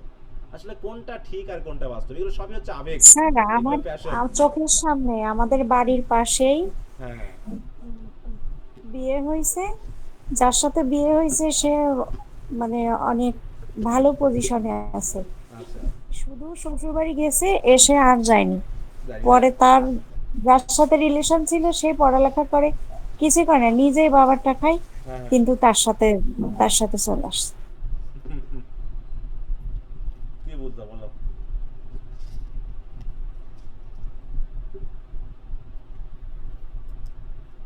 কি বুঝবা, জীবনের কত উদাহরণ কত রকমের আছে, বিচিত্র মানুষ। তো জীবনটাকে আসলে ভালো মতো কাটাতে হবে, মানুষ করতে পারতে হবে, এই তো। এত কিছু এত জটিল করে ফেলা কঠিন ব্যাপার। একটা হয়েছিল না, খুব ফেসবুকে ভাইরাল হলো, যে একটা মেয়ে আগের একজনকে ভালোবাসতো, তা একটা সংসারে সে ছিল 5 বছর। তারপরে ওই সংসারে থাকা অবস্থায় প্রেম করে আবার পালিয়ে গেল, যে পরে ওকে রেখে চলে যায়, এরকম একটা ভাইরাল হলো না কত কয়দিন আগে একটা মেয়ের। হ্যাঁ স্যার। জি স্যার, সে আবার আন্দোলন করা শুরু করছে বিয়ের দাবিতে। বিয়ের দাবিতে। তারপরে দেখা গেল যে ওই ছেলেটার ওটা ব্যবসায়, মানে বিভিন্ন বড়লোক মেয়েদেরকে এইভাবে ফাঁসায়, তারপরে তাদের কাছ থেকে জিনিসপত্র সংগ্রহ করে। স্যার আমার একটা বন্ধুকে দেখে মনে হয়েছিল যে প্রেমটা স্যার বিজনেসের মতো। কেন স্যার? ও হচ্ছে আমাদের এখানে মেলা হয়েছিল, মেলা থেকে ও খুবই কম দামে একটা গিফট কিনছিল আর কি, 50 টাকার মধ্যে। তো কিনে ওর গার্লফ্রেন্ডকে সে দিচ্ছে, দেওয়ার পরে ওর গার্লফ্রেন্ড ওর রিটার্ন হিসেবে ওকে অনেক একটা দামি গিফট দিছে। আমি এখন বলতেছি যে এরকম কেন তুই অত কম দামি দিয়ে শো আমার কাছে? ও বলতেছে যে বাবা এটা বুঝতে হবে, মানে ও যেভাবে বলতেছিল আর কি। আবার দেখেন স্যার ও, হ্যাঁ, ও আবার স্যার ওর সাথে যার সাথে রিলেশন ছিল সে তার সাথে আর কি ব্রেকআপ হয়ে গেছে, কিছুদিন যায়নি আবার আরেকজনকে ধরে ফেলছে, আমার বন্ধু। আমি বলি, কঠিন অবস্থা। আমি বলছি হাই ভাই তুই পারিস? বলছে হ্যাঁ। এরকম অবস্থা, মানে কি বলে, এটা কোনো ডেফিনেশনই নাই আর কি আসলে। এগুলো love is love for ever more, এগুলা কথা সবার জন্য খাটে না স্যার। না, ওগুলো লাভ তো বলে না, ওগুলো আসলে লাভ বলে না, ঠিক আছে। ওগুলো হচ্ছে ইনফ্যাচুয়েশন। হ্যাঁ, ইনফ্যাচুয়েশন কোনো কিছুর প্রতি, তারপর ওটা কেটে যাওয়া। কারণ যারা ইনফ্যাচুয়েশনে থাকে তাদের ব্যাপারটা অনেক সময় বাহ্যিক অ্যাপিয়ারেন্স দিয়েও প্রভাবিত হয়। হ্যাঁ, মনে করো একটা মেয়ের সাথে বা একটা ছেলের সাথে একজন রিলেশনে আছে, কয়েকদিন পর তার থেকে একটু ভালো দেখলেই তার প্রতি প্যাশন, মানে আগের তার প্রতি প্যাশন কেটে গিয়ে আবার বর্তমান যেটা দেখছে তার প্রতি প্যাশন চলে আসে, এটা হচ্ছে ইনফ্যাচুয়েশনের মধ্যে পড়ে। কিন্তু যারা এই যে ডিপ লাভের কথা বলা হচ্ছে, এইগুলোর ক্ষেত্রে আবার দেখা যাচ্ছে চেহারা সুরতের ব্যাপারটা থাকে না, সে অন্যরকম ভাবে বিষয়টা ভাবে। আবার কিন্তু এই লাভটা স্যার তো অনেক মানে মানে শরীরের জন্য ক্ষতিকর স্যার, যেভাবে লেখক বলতেছেন। হ্যাঁ, আর হ্যাঁ, উনি, হ্যাঁ। ওনার যে অবস্থা, তবে এরকম হইলে তো স্যার বিপদ। কঠিন অবস্থা হয়ে হ্যাঁ, যাবে। হ্যাঁ, এটাকে আসলে ওইরকমটা মনে হচ্ছে না আমার কাছে। হ্যাঁ, এটা ওয়ান সাইডেড এবং ইয়া মনে হচ্ছে আমার কাছে, যেটা আরো কয়েকটা কবিতা পড়লে বুঝতে পারবে। এই ভিক্টোরিয়ান এজের আরো কয়েকটা কবিতা আছে যেগুলো পড়লে তো আরো বুঝবা, বিশেষ করে এই যে অ্যান্ড্রিয়া ডেল সার্তো, ওটা পড়লে তো বুঝবাই যে সব পাগল কোত্থেকে আসে, তাই মনে হবে। হুম, হ্যাঁ, ওটাতে তো খুবই কষ্ট লাগে। হ্যাঁ, হ্যাঁ, যে সব পাগল কোথা থেকে আসছে, হ্যাঁ, এরকমটা মনে হয়। হ্যাঁ, বউ থেকে একজন এভাবে ভালোবাসতে পারে, ওটা না পড়লে বোঝাই যাবে না। হ্যাঁ, হ্যাঁ, হ্যাঁ। কিন্তু তারপরও দেখা যাচ্ছে যে কি বলা যাবে, তাই এরকম জীবনে অনেক রকম মানুষ আছে। সাহিত্য সেগুলোকেই দেখো, সাহিত্য কিন্তু প্রত্যেকটা জায়গা থেকে বিষয়গুলোকে তুলে নিয়ে এসে আমাদের সামনে দেখাচ্ছে এবং আমাদেরকে অনেকটা সাবধান করা, যেটা বলা হয় যে আয়নার মতো তুলে নিয়ে এসে তোমাকে সাবধান করছে যে তুমি আসলে কেমন জীবন চাও, সেইভাবে তুমি জীবনটাকে দরকার হলে ডিজাইন করো। অন্যরকম হলে, তুমি যদি এরকমটা হও, তাহলে এই গর্তের মধ্যে পড়লে কিন্তু আর কেউ তোমাকে তুলবে না, বিপদ আছে। তো যাই হোক, তাই বলছে I had been content to perish. দেখো, I had been content to perish, আমি তো ধ্বংস হওয়াতেই সন্তুষ্ট ছিলাম, আমি চাচ্ছি ধ্বংস হয়ে যেতে। হ্যাঁ, দেখো চিন্তা করো, বলছে I had been content to Paris falling on the foeman's ground when the ranks are rolled in vapor and the winds are laid with sound। দেখো, ranks are rolled in vapor, মানে ranks, হ্যাঁ, পদমর্যাদা, সম্পদ, খ্যাতি, এসব তো হাওয়ার মতো উড়ে যায়। হ্যাঁ, and the winds are laid with sound, আর বাতাসের মতো, হ্যাঁ, বাতাসে যেমন সাউন্ড ছাড়া আর কিছুই আমরা শুনতে পাই না, ঠিক উইন্ডস এর ক্ষেত্রে ওরকম ভাবে সবকিছু ফলিং অন দ্য ফোমেন্স গ্রাউন্ড। আমরা ফোমেন্স মানে কি, মানে শত্রু যখন, হ্যাঁ, আমার সাথে লেগে পড়বে, তখন আমি তার সামনেই কি হয়েছে ফলিং করতে পারি, মানে কি শত্রুর হাতে আমি পেরিস হতে আমি রাজি আছি। হ্যাঁ, আমি ফলিং করতে রাজি আছি শত্রুর কাছে। তো তুমি হচ্ছে আমার সেই শত্রু, তার সামনে, হ্যাঁ, আমি ওই শত্রুর মতো তার গ্রাউন্ডে এসে ওরকম ভাবে ধ্বংস হয়ে যেতে আমি রাজি আছি, ব্যাপারটা এরকম। But the jingling of the guinea helps the heart that honours feel and the nations do but murmur snarling at each other's heel. দেখো, এই ব্যাপারগুলো একটু মানে কি বলবো, একটু অ্যাবস্ট্রাক্ট সেন্সকে নির্দেশ করছে, এটা একটু বুঝতে হবে। হচ্ছে but the jingling of the guinea helps the heart that honours feel. Jingling মানে কি বলতো? জিংলিং মানে জানা আছে? মানে টুংটাং শব্দ হওয়া স্যার। হ্যাঁ, হ্যাঁ, গিনি, তাই তো। এই গিনি বলতে কি কি বোঝানো হচ্ছে? স্যার, কোন একটা কারেন্সি, মুদ্রা। মুদ্রা, তাই তো। বলছে helps the heart that feel that honour feels. তাহলে মানে মুদ্রা বা টাকা বা সম্পদ কি করে? তাকে helps the heart that honour feels. তাহলে মানে বলতেছে যে অনেক সময় সম্পদ বা টাকা পয়সা আমাদের ক্ষতিপূরণ করে দেয় আর কি। যে হার্টটা তুমি পেয়েছো সেইটাকে পূরণ করতে সেটা অনেক সময় হেল্প করে। And the nations do but murmur snarling at each other's heel. আর আমরা তো কি করি, আমরা এই কথাটা এরকম, রাজার মাকেও পিছনে সবাই ডাইনি বলে, রাজার মাকেও সবাই পিছনে ডাইনি বলে। তাই বলছে দ্য নেশনস ডু বাট মারমার, মানে পুরো জাতি, পুরো মানুষ সবাই তো অন্যের বিষয়ে মারমার করা ছাড়া আর অন্যের দিকে ভ্রুকুটি করা ছাড়া তো আর কিছু করেও না মানুষ। অতএব অন্যের দিক দিয়ে ভেবে তো আর আমার লাভ নেই। অতএব আমাকে টাকা পয়সা সংগ্রহ করতে হবে, সম্পদ সংগ্রহ করতে হবে। সম্পদ থাকলে সব ক্ষতিপূরণ হয়ে যায়, ঠিক আছে, সব ক্ষতিপূরণ হয়ে যায়। আর যা কিছুই আমরা করি না কেন, ও মানুষ, ও তো একজন আরেকজনকে দেখো বলছে কি snarling at each other's heels. Heels মানে কি পিছনে, পিছনে পিছনে সবাই আমাদের ওই রকম নাক ছিটকাবে, হ্যাঁ, আমাদের বিরুদ্ধে কথা বলবে, এছাড়া তো আর কিছুই না। তা যা হবার সেটা হয়ে গেছে। তারপর যে can I but relieve in sadness, কিন্তু আমি যা করছি এই স্যাডনেসের মধ্যেই কি আমি রিলিফ পাবো? এত দুঃখ করে আমি লাভ কি? এই যে আমি দুঃখ করছি, এই দুঃখের মধ্যে কি কোনো রিলিফ আছে, কোনো স্বস্তি আছে? যেহেতু না এই প্রশ্ন, I will turn that earlier page, অতএব আমার সেই আর্লিয়ার পেজকে আমি এখন সরিয়ে ফেলবো, হ্যাঁ, টার্ন করে ফেলবো। আমি আর এগুলো নিয়ে ভাববো না। Hide me from my deep emotion, এবং আমি কি করবো? I will hide me from my deep emotion, আমার ওই ডিপ ইমোশন থেকে আমি নিজেকে লুকিয়ে ফেলবো। O the wondrous mother's age, mother age বলতে কি বোঝানো হচ্ছে?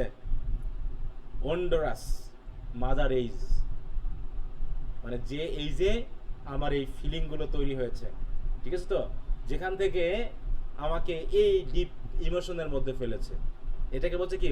ওয়ান্ডারাস মাদার এইজ। তা বলছে দেখো, make me feel the wild pulsation that I felt before the স্ট্রাইফ।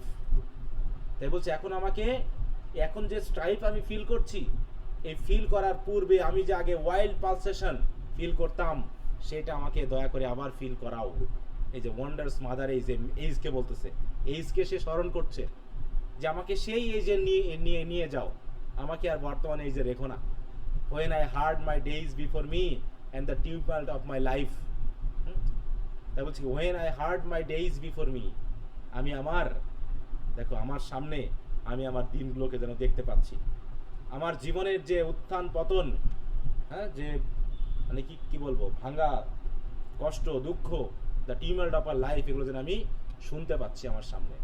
সুতরাং এই সকল স্ট্রাইক থেকে আমাকে রক্ষা করার জন্য আমার সেই আগেকার যে ওয়াইল্ড পালসেশন, ওয়াইল্ড প্যাশন, সেটাকে আবার আমাকে একটু ফিল করাও, এবং আমাকে এই বর্তমান যে ডিপ ইমোশন, এখান থেকে আমাকে লুকিয়ে ফেলো।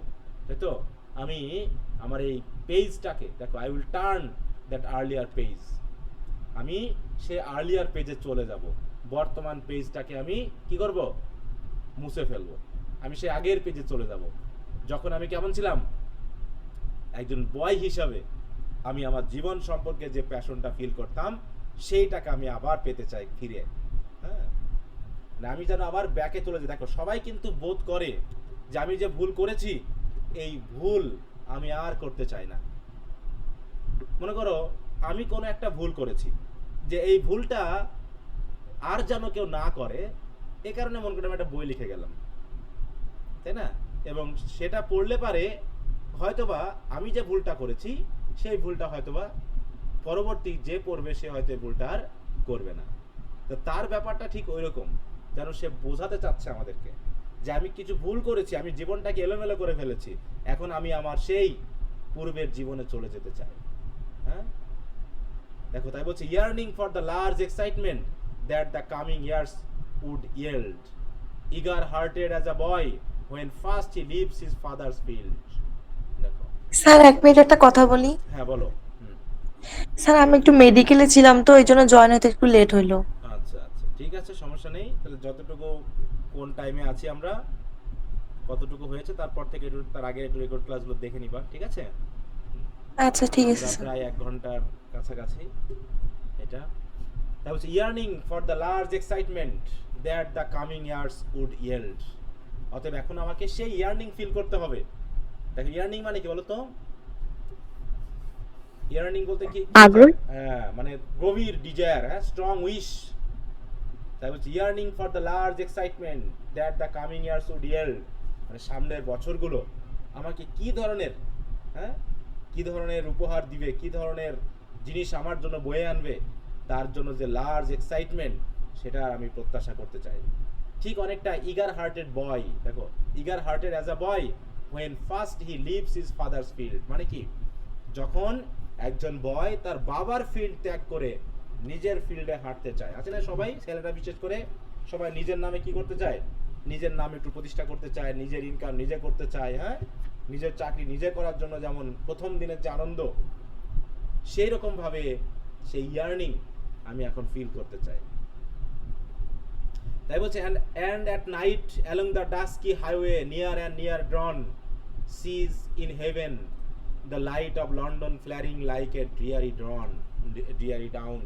dawn sorry তাই বলছে দেখো মানে কি এখন দেখো সে কি তার টার্নিং নিচ্ছে না, সে কিন্তু টার্ন করছে তার সেই পূর্বের চিন্তা ভাবনা থেকে, সে কি সরে আসছে না? দেখো অ্যামির কথা থেকে সে কিন্তু আস্তে আস্তে সরে আসছে, সরে এসে সে এখন তার নিজের মানে ভিশনটাকে ঠিক করছে যে আসলে এইগুলো ভেবে তো আর লাভ নেই, এই স্যাডনেসের ভিতর থেকে যতই আমি থাকি না কেন আমাকে এখান থেকে কে উদ্ধার করবে, কে রক্ষা করবে, অতএব আমাকে আমার জীবনটাকে তৈরি করে নিতে হবে, আমাকে আমার জীবনটাকে ভাবতে হবে, তাই না? তাই বলছে কি and at night along the dusky highway near and nearer dawn sees in heaven the light of London flaring like a dreary dawn। এখানে কি বলতো দেখো যে যে মানুষ এখন সবাই কি ব্যস্ত, তাই বলছে at night along the dusky highway near and nearer dawn। dusky highway বলতে এখানে কি বোঝানো হচ্ছে? sees in heaven the light of London flaring like a dreary dawn। মানে দেখানো হচ্ছে যে গভীর রাতেও দেখো রাতেও কিন্তু কি আমরা আমাদের কার্যক্রম চালাচ্ছি, রাতও যেন আমরা ঘুমের জন্য ব্যয় করছি না।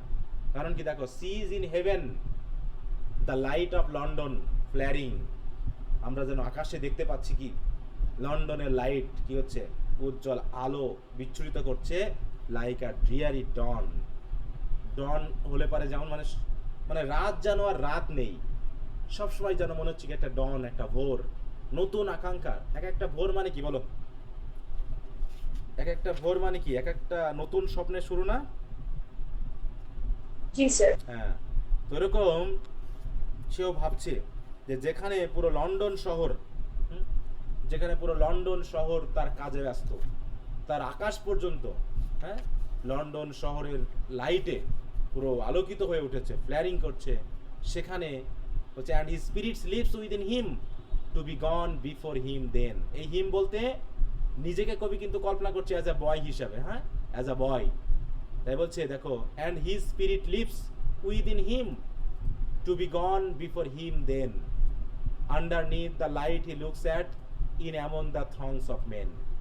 দেখো among the throngs of men মানে সে তখন কি করছে ওই সকল ছোটখাটো বাদ দিয়ে ইগার হার্টেড বয় হিসেবে একজন বালক যেমন তার ভিতরের যে স্পিরিট, দেখো বলছে his spirit leaps within him to be gone before him then, মানে কি নিজের সামনেই সে চাচ্ছে কি নিজেকে অনেক দূর নিয়ে যেতে। দেখো তার স্পিরিটটা এমনভাবে নিজের ভিতরে কি হচ্ছে লিভস করছে, মানে লাফালাফি করছে, উত্তেজিত, যে সে চাচ্ছে টু বি গন বিফোর হিম, হ্যাঁ সে যেখানে আছে তার থেকে আরো সামনে যেতে, মানে কি একটা প্রত্যাশা, একটা আকাঙ্ক্ষা। Underneath the light he looks at, মানে যে লাইটের দিকে সে তাকিয়ে আছে, যে লাইটগুলো সে অবলোকন করছে, তখনই যেন সে কিছু ফিল করছে, সে কিছু বুঝতে পারছে যে তাকে ওই সকল মানুষের মধ্যে যেতে হবে যারা ওই লাইট নিয়ে ব্যস্ত, মানে লাইটে মানুষ কাজে ব্যস্ত। দেখো রাত হয়ে গেছে কিন্তু মানুষ ঘুমোয়নি এখনো, তার মানে কি ওরা যেমন স্বপ্ন দেখছে, ওরা যেমন নিজেকে উন্নয়ন করার জন্য চেষ্টা করছে, আমাকেও তেমনি আমি যেখানে আছি সেখান থেকে আরো সামনের দিকে এগিয়ে যেতে হবে। Men and my brothers, men the workers, ever reaping something new। দেখো সবাই, হ্যাঁ men my brothers, men the workers, সকলকে ভাই। দেখো ওয়ার্কার্সদেরকে কি মনে হচ্ছে নিজের একটা আত্মিক ভাই বলে মনে হচ্ছে, যেন তারা সবসময় ব্যস্ত কি করতে, এভার রিপিং সামথিং নিউ। রাতে ঘুম নেই, দিনে ব্যস্ত, সবাই কি নতুন কিছু করার চেষ্টা করছে। আর সেখানে আমি কি না জাস্ট একটা মেয়েকে নিয়ে ভাবছি, তার ভালোবাসা নিয়ে ভাবছি, যেটা কিন্তু আমাকে আর আমার সামনে কোনো সফলতা দিবে না। অথচ সবাই কত ব্যস্ত, হ্যাঁ brothers, the workers, the men, সবাই ব্যস্ত, সবাই নতুন কিছু রিপিং করার চেষ্টা করছে। That which they have done but earnest of the things that they shall do. দেখো that which they have done, তারা তো কিছু না কিছু করেছেই, বাট আর্নেস্ট, কিন্তু কেমন জানি আরো আগ্রহী, of the things they shall do, মানে মানুষ কাজ করছে, করে ফেলেছে, কিন্তু সেগুলো নিয়ে নয়, বরং আরো বেশি আর্নেস্ট প্রকাশ করছে, সামনে আরো কত কিছু না তারা করবে। মানুষ কি, মানুষের কি, আমরা মনে করছি না যে আজ থেকে 10 বছর আগে যে মোবাইল ফোন পেয়েছিলাম মনে হলো আমরা মনে অনেক কিছু পেয়ে গেছি, কিন্তু এখনকার তাগিদে আজ থেকে 5 বছরের যে মোবাইল ফিচার, এটা কি মনে হচ্ছে যে আপডেট ছিল? বলো তো, কি মনে হয় বলো? যে আমরা না স্যার, ওটা প্রতিনিয়ত কি নতুন নতুন আপডেট পাচ্ছি না? সেটা খাবারের দিক থেকে হোক, মানে যানবাহনের দিক থেকে হোক, চিকিৎসার দিক থেকে হোক, মানে সবকিছুর দিক থেকে মানুষ নতুন কিছু করা, সবসময় নতুনত্ব করার চেষ্টা করতেছে। তাই ওই রকম জিনিস ফেলে থুয়ে আমি কি করছি, এই সিম্পল একটা প্যাশন নিয়ে পড়ে আছি। হ্যাঁ, এটা কি হয় বলো? তাহলে দেখো, for I dip into the future far as human eye could see. সুতরাং আমি কি করেছি, for I dip into the future, আমি ভবিষ্যতের দিকে তাকিয়েছি যতদূর পর্যন্ত মানুষ দেখতে পারে। And saw the vision of the world and all the wonder that would be, এবং আমি যেন বুঝতে পেরেছি পৃথিবীর ভিশন কি, এবং all the wonders that would be, এবং পৃথিবী আরো কত ওয়ান্ডারের দিকে যেতে পারে আমি যেন অনেক আগেই এগুলো নিয়ে ভেবেছি, দেখেছি। দেখো বলছি, স the heavens filled with commerce, আমি যেন ওই সময় ভেবেছি আকাশও কমার্সে ফিল হয়ে যাবে। মানে কি দেখো, saw the heavens fill with commerce, heaven মানে আকাশ, আকাশ কমার্সে ভর্তি হয়ে যাবে। তার মানে কি, আকাশ পথে মানুষ কি করবে, তাদের বিজনেস পরিচালনা করবে। আর্গোসিস অফ ম্যাজিক সেলস, এই ম্যাজিক সেল বলতে কি বোঝানো হচ্ছে, জাহাজ তো চলে পানিতে, সেল, আর এই ম্যাজিক সেলে কি চলবে বলো তো? কোন জাহাজের কথা বলা হচ্ছে? এরোপ্লেনের কথা বলা হচ্ছে। হ্যাঁ, ম্যাজিক সেল দিয়ে উড়বে। হ্যাঁ, সেই ভিশন আমি দেখছি। দেখো, আমরা যদি এই কবির ইয়াটা দেখি, তিনি কত সালে এগুলো ভাবছেন, দেখো এটা হচ্ছে কত সালে তিনি জন্মেছেন, দেওয়া আছে এখানে 1809, 1809 সালে। আর প্রথম প্লেন আবিষ্কার হয়েছিল কত সালে জানো?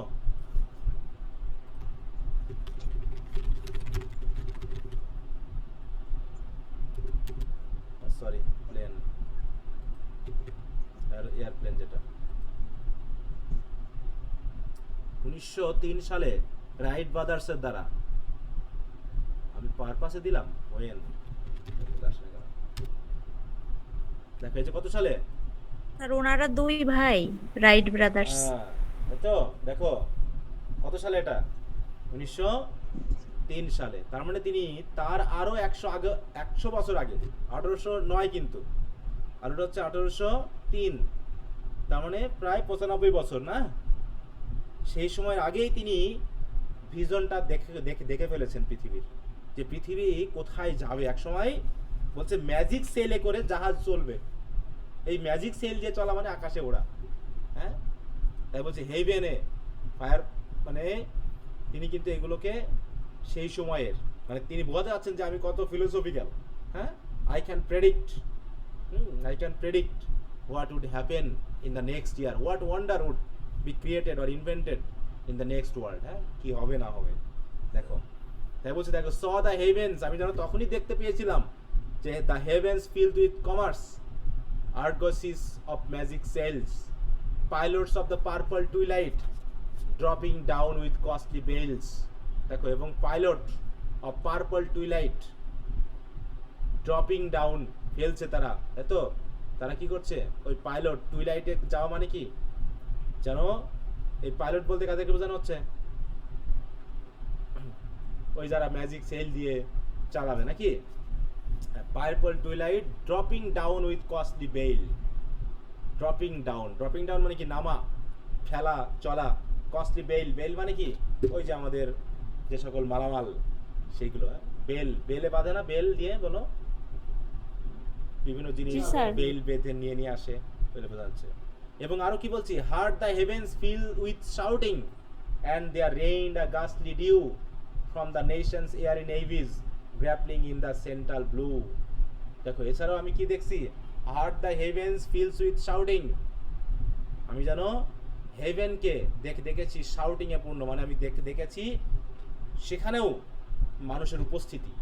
হ্যাঁ, heard the heavens fills with shouting and there rain a ghastly dew from the nations' airy navies grappling in the central blue, মানে সবাই কি করার জন্য, মানে ওই জায়গাটাকে দখল করার জন্য সবাই কি করছে, গ্র্যাপলিং করছে from the nations' Airee Nevis.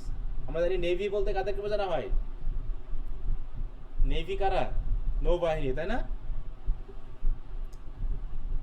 কিন্তু কবি বলতেছে কি একসময় আমাদের হয়তোবা ওইরকম এয়ারি নেভিও দরকার হবে, যে এত পরিমাণে ওখানে মানুষের চলাচল থাকবে আকাশপথে।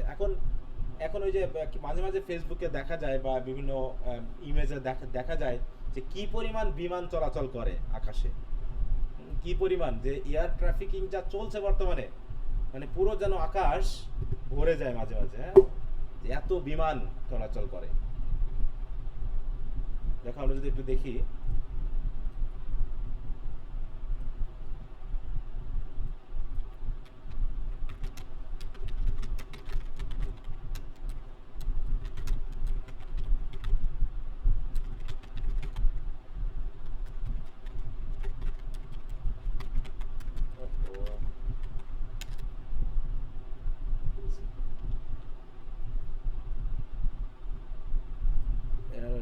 দেখা যাবে,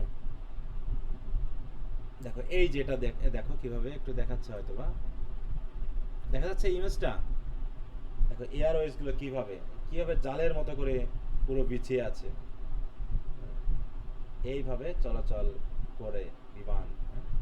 দেখো কি পরিমাণ রাতে বিশেষ করে লাইট যখন দেখা যায় তখন এইভাবে বোঝা, দেখো কি পরিমাণ বিমান আকাশে।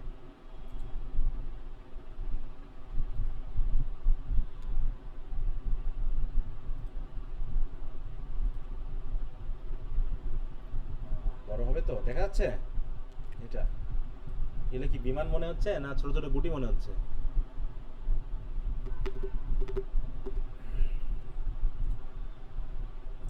আচ্ছা, কি লাইনে আছো তো নাকি তোমরা? জি স্যার। ক্লান্ত নাকি, মনে হচ্ছে ক্লান্ত হয়ে গেছো খুব। আচ্ছা, কবিতাটাও একটু ফিলোসফিক্যাল নাকি, একটু ডিপ, আবার দিকে গরম, সবকিছু মিলে বিপদ। আজ তো যাই বলছি, দেখো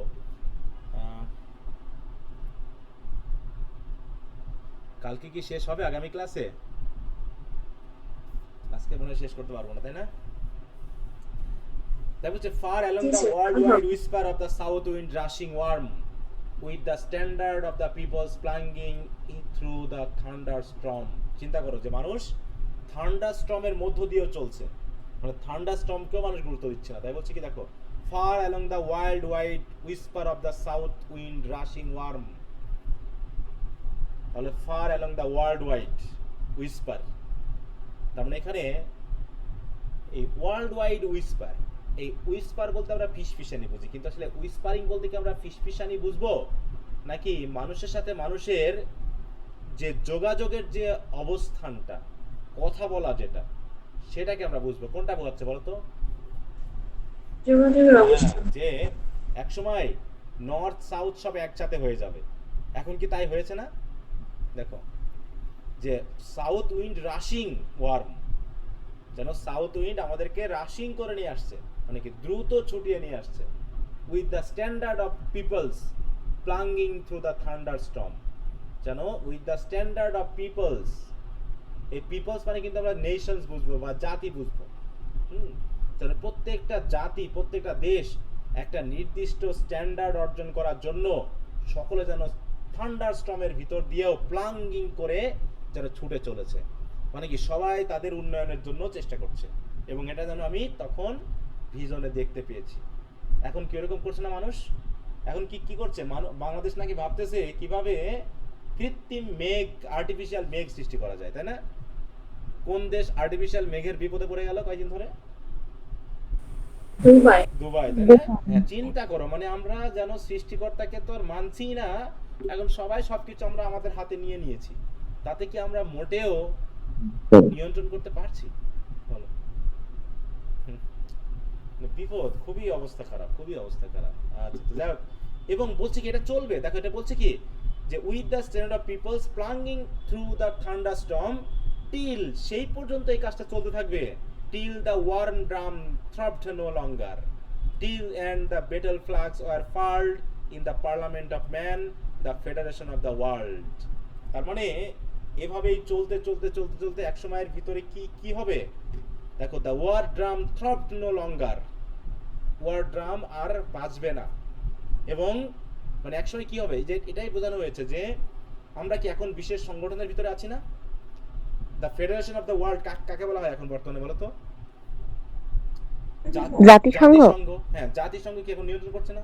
কারণ যদি জাতিসংঘ না থাকতো তাহলে পৃথিবীতে কিন্তু যে পরিমাণ যুদ্ধ চলছে, ছোটখাটো যুদ্ধ বলা যাচ্ছে, যদি জাতিসংঘ না থাকতো তাহলে হয়তো বা এক সময় আগে যেমন যুদ্ধ চলতো না মানে বিভিন্ন রাজ্যে রাজ্যে রাজাদের ভিতরে, এখানে দেশে দেশে ওই রকম যুদ্ধ চলতো এক সময়।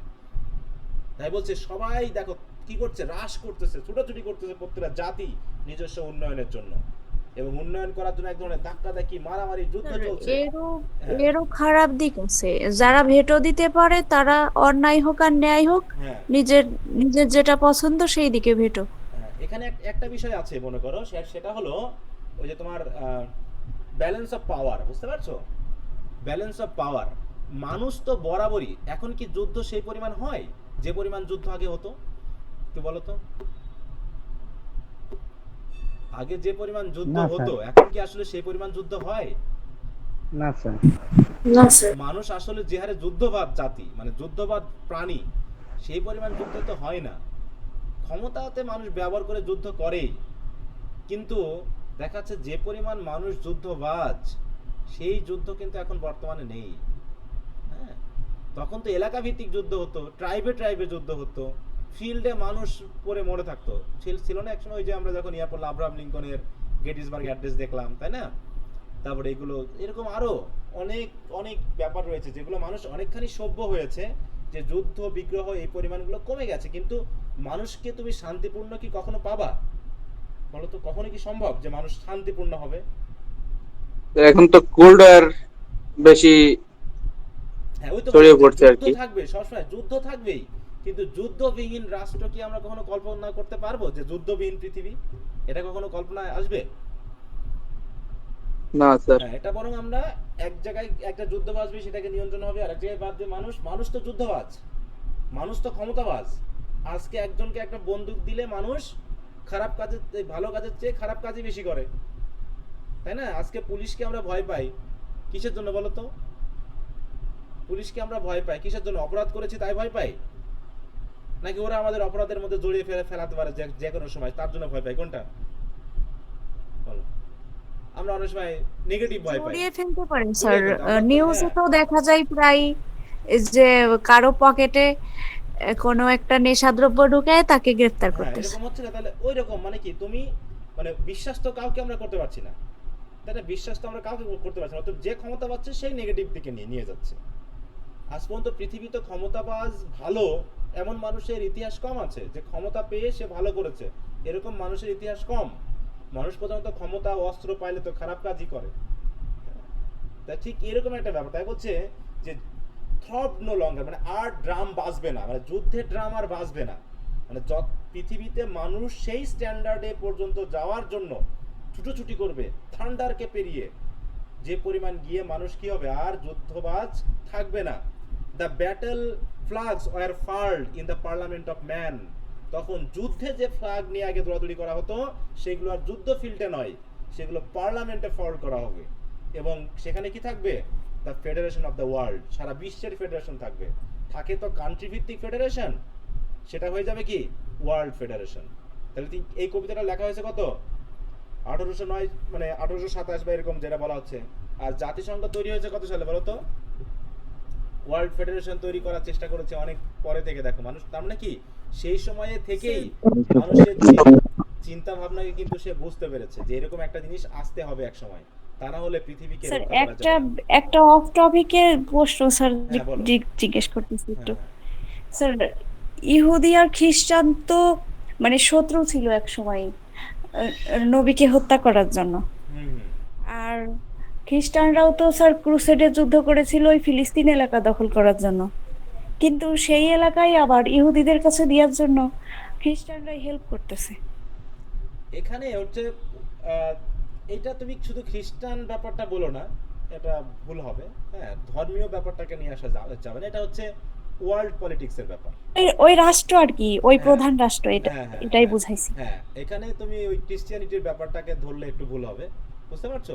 এই এখানে ওয়ার্ল্ড ওয়ার্ল্ড ওয়ার্ল্ড পলিটিক্সের একটা বড় তত্ত্ব হলো যে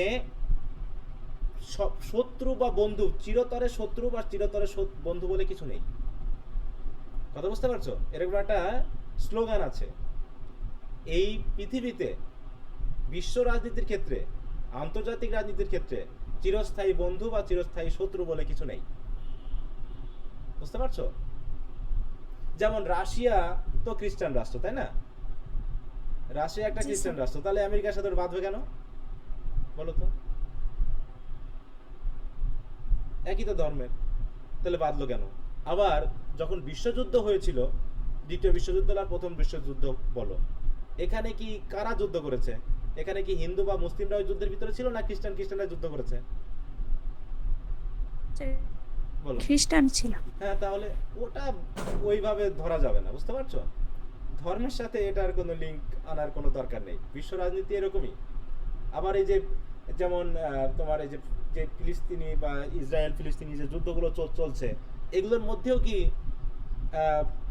মানে মুসলিম রাষ্ট্র কি এর পক্ষে নেই, কাজ করতেছে না পিছনে পিছনে কিছু রাষ্ট্র? আছে স্যার, তাহলে আছে। বলো, এটা শক্তির উপর ডিপেন্ড করছে কে কিভাবে মানে বিশ্ব রাজনীতিকে পরিচালনা করবে, ঠিক আছে? আর এখানে দেখো এক সময় কি কি হয়েছিল যে ইহুদিদেরকে আমরা ইয়া পড়বো, ড্রামা পড়বো, দেখো যে মার্চেন্ট অফ ভেনিস, ইহুদিদেরকে সবসময় খ্রিস্টানরা নেগেটিভলি দেখে আসছে। এবং জার্মানিতে কি করা হয়েছিল, হিটলার কি কি করেছিল বলো? একদম তো কচু কাটা করেছিল ইয়াদের, তাই না? ইহুদিদের। ভাগ্যবান হচ্ছে আমেরিকা ৬০ লক্ষ ইহুদিকে হত্যা করছে। 90, তাই তো? হ্যাঁ, তাই বলছে যে ওদেরকে পুরো নিশ্চিহ্ন করে দিতে চেয়েছিল সে, যে এদের মতো খারাপ হয় না আর কি। কারণ তারা মনে করে যে তারা ঈশ্বর প্রদত্ত শক্তির অধিকারী, বুঝতে পারছো? ইসরায়েলটা মনে করে, এবং বাকি জাতিরা হচ্ছে তাদের হচ্ছে কি কি হয়ে থাকবে, তাদের নিচে থাকবে। তবে এটা ঠিক, তাদের কিন্তু জ্ঞান বুদ্ধিতে খুব, প্রযুক্তিতে কিন্তু তারা খুব এক্সপার্ট, দক্ষ। এই জন্য তারা ছোট জাতি হলেও সবাইকে কিন্তু নিয়ন্ত্রণ করতেছে। কথা বুঝতে পারছো? মানে বড় বড় রাষ্ট্রগুলো তাদের পক্ষে থাকে কেন? কারণ যত জ্ঞান বুদ্ধির ব্যাপারগুলো তো তাদের ভিতর থেকে বার হয়, বুঝতে পারছো? এগুলো নিয়ে আরো স্টাডি করলে আরো বুঝতে পারবা, যেখানে ব্যাপারটা শুধু ধর্মীয় ব্যাপারের সাথে রিলেটেড না, এটা বিষয়ে অনেক কারণ আছে। হ্যাঁ, আচ্ছা, তো যাই হোক, আমরা আর দু একটা লাইন পড়ি, দেখি কত সোয়াই টাইম। আচ্ছা, এই পর্যন্ত আমরা পড়ে আজকে শেষ করবো। হচ্ছে দেয়ার the common sense of most shall hold a fretful realm in awe, and the kindly earth shall slumber left in universal law. দেখো, তিনিও ভাবছেন যে একসময় মানুষ ইউনিভার্সাল লতে চলে আসবে। একসময় শুধুমাত্র এলাকা ভিত্তিক ল ছিল, হ্যাঁ, ভারতীয় উপমহাদেশে এক ধরনের, বা হচ্ছে বাবরের সময় এক ধরনের, তার এরকম ছোটখাটো অনেক রাষ্ট্র ছিল, অনেক মানে সম্রাট ছিল, বা হচ্ছে রাজা ছিল, তারা নিজের মতো করে চলতো। এখন কি সারা বিশ্ব কি একটা ইউনিভার্সাল লতে চলছে না বলো? এমনি তো দেশীয় তো আইন আছেই, কিন্তু এমন কিছু আইন আছে যার বিরুদ্ধে কোনো দেশ যেতে পারবে না। তার তিনি ভাবছেন, দেখো, যে there the common sense of most, অধিকাংশ মানুষের common sense shall hold a fretful realm in awe, একটা নির্দিষ্ট ফ্রেটফুল মানে কি, খুব মানে দাঙ্গাপূর্ণ, অবস্থাপূর্ণ এরকম একটা অবস্থাকে তারা কি করবে, হোল্ড করবে। এবং কাইন্ডলি আর্থ শ্যাল স্লাম্বার, এক সময় এই আর্থ কি হয়ে যাবে? স্লাম্বার মানে কি বলো? রেস্ট নেওয়া, মানে শান্ত হওয়া। কিসে শান্ত হবে? ইউনিভার্সাল লয়ের মাধ্যমে। এক সময় যেখানে যুদ্ধ বিগ্রহ থাকবে, সেই যুদ্ধ বিগ্রহময় পৃথিবীও এক সময় ইউনিভার্সাল লয়ের অধীনে এসে সবকিছু একসময় শান্ত হবে।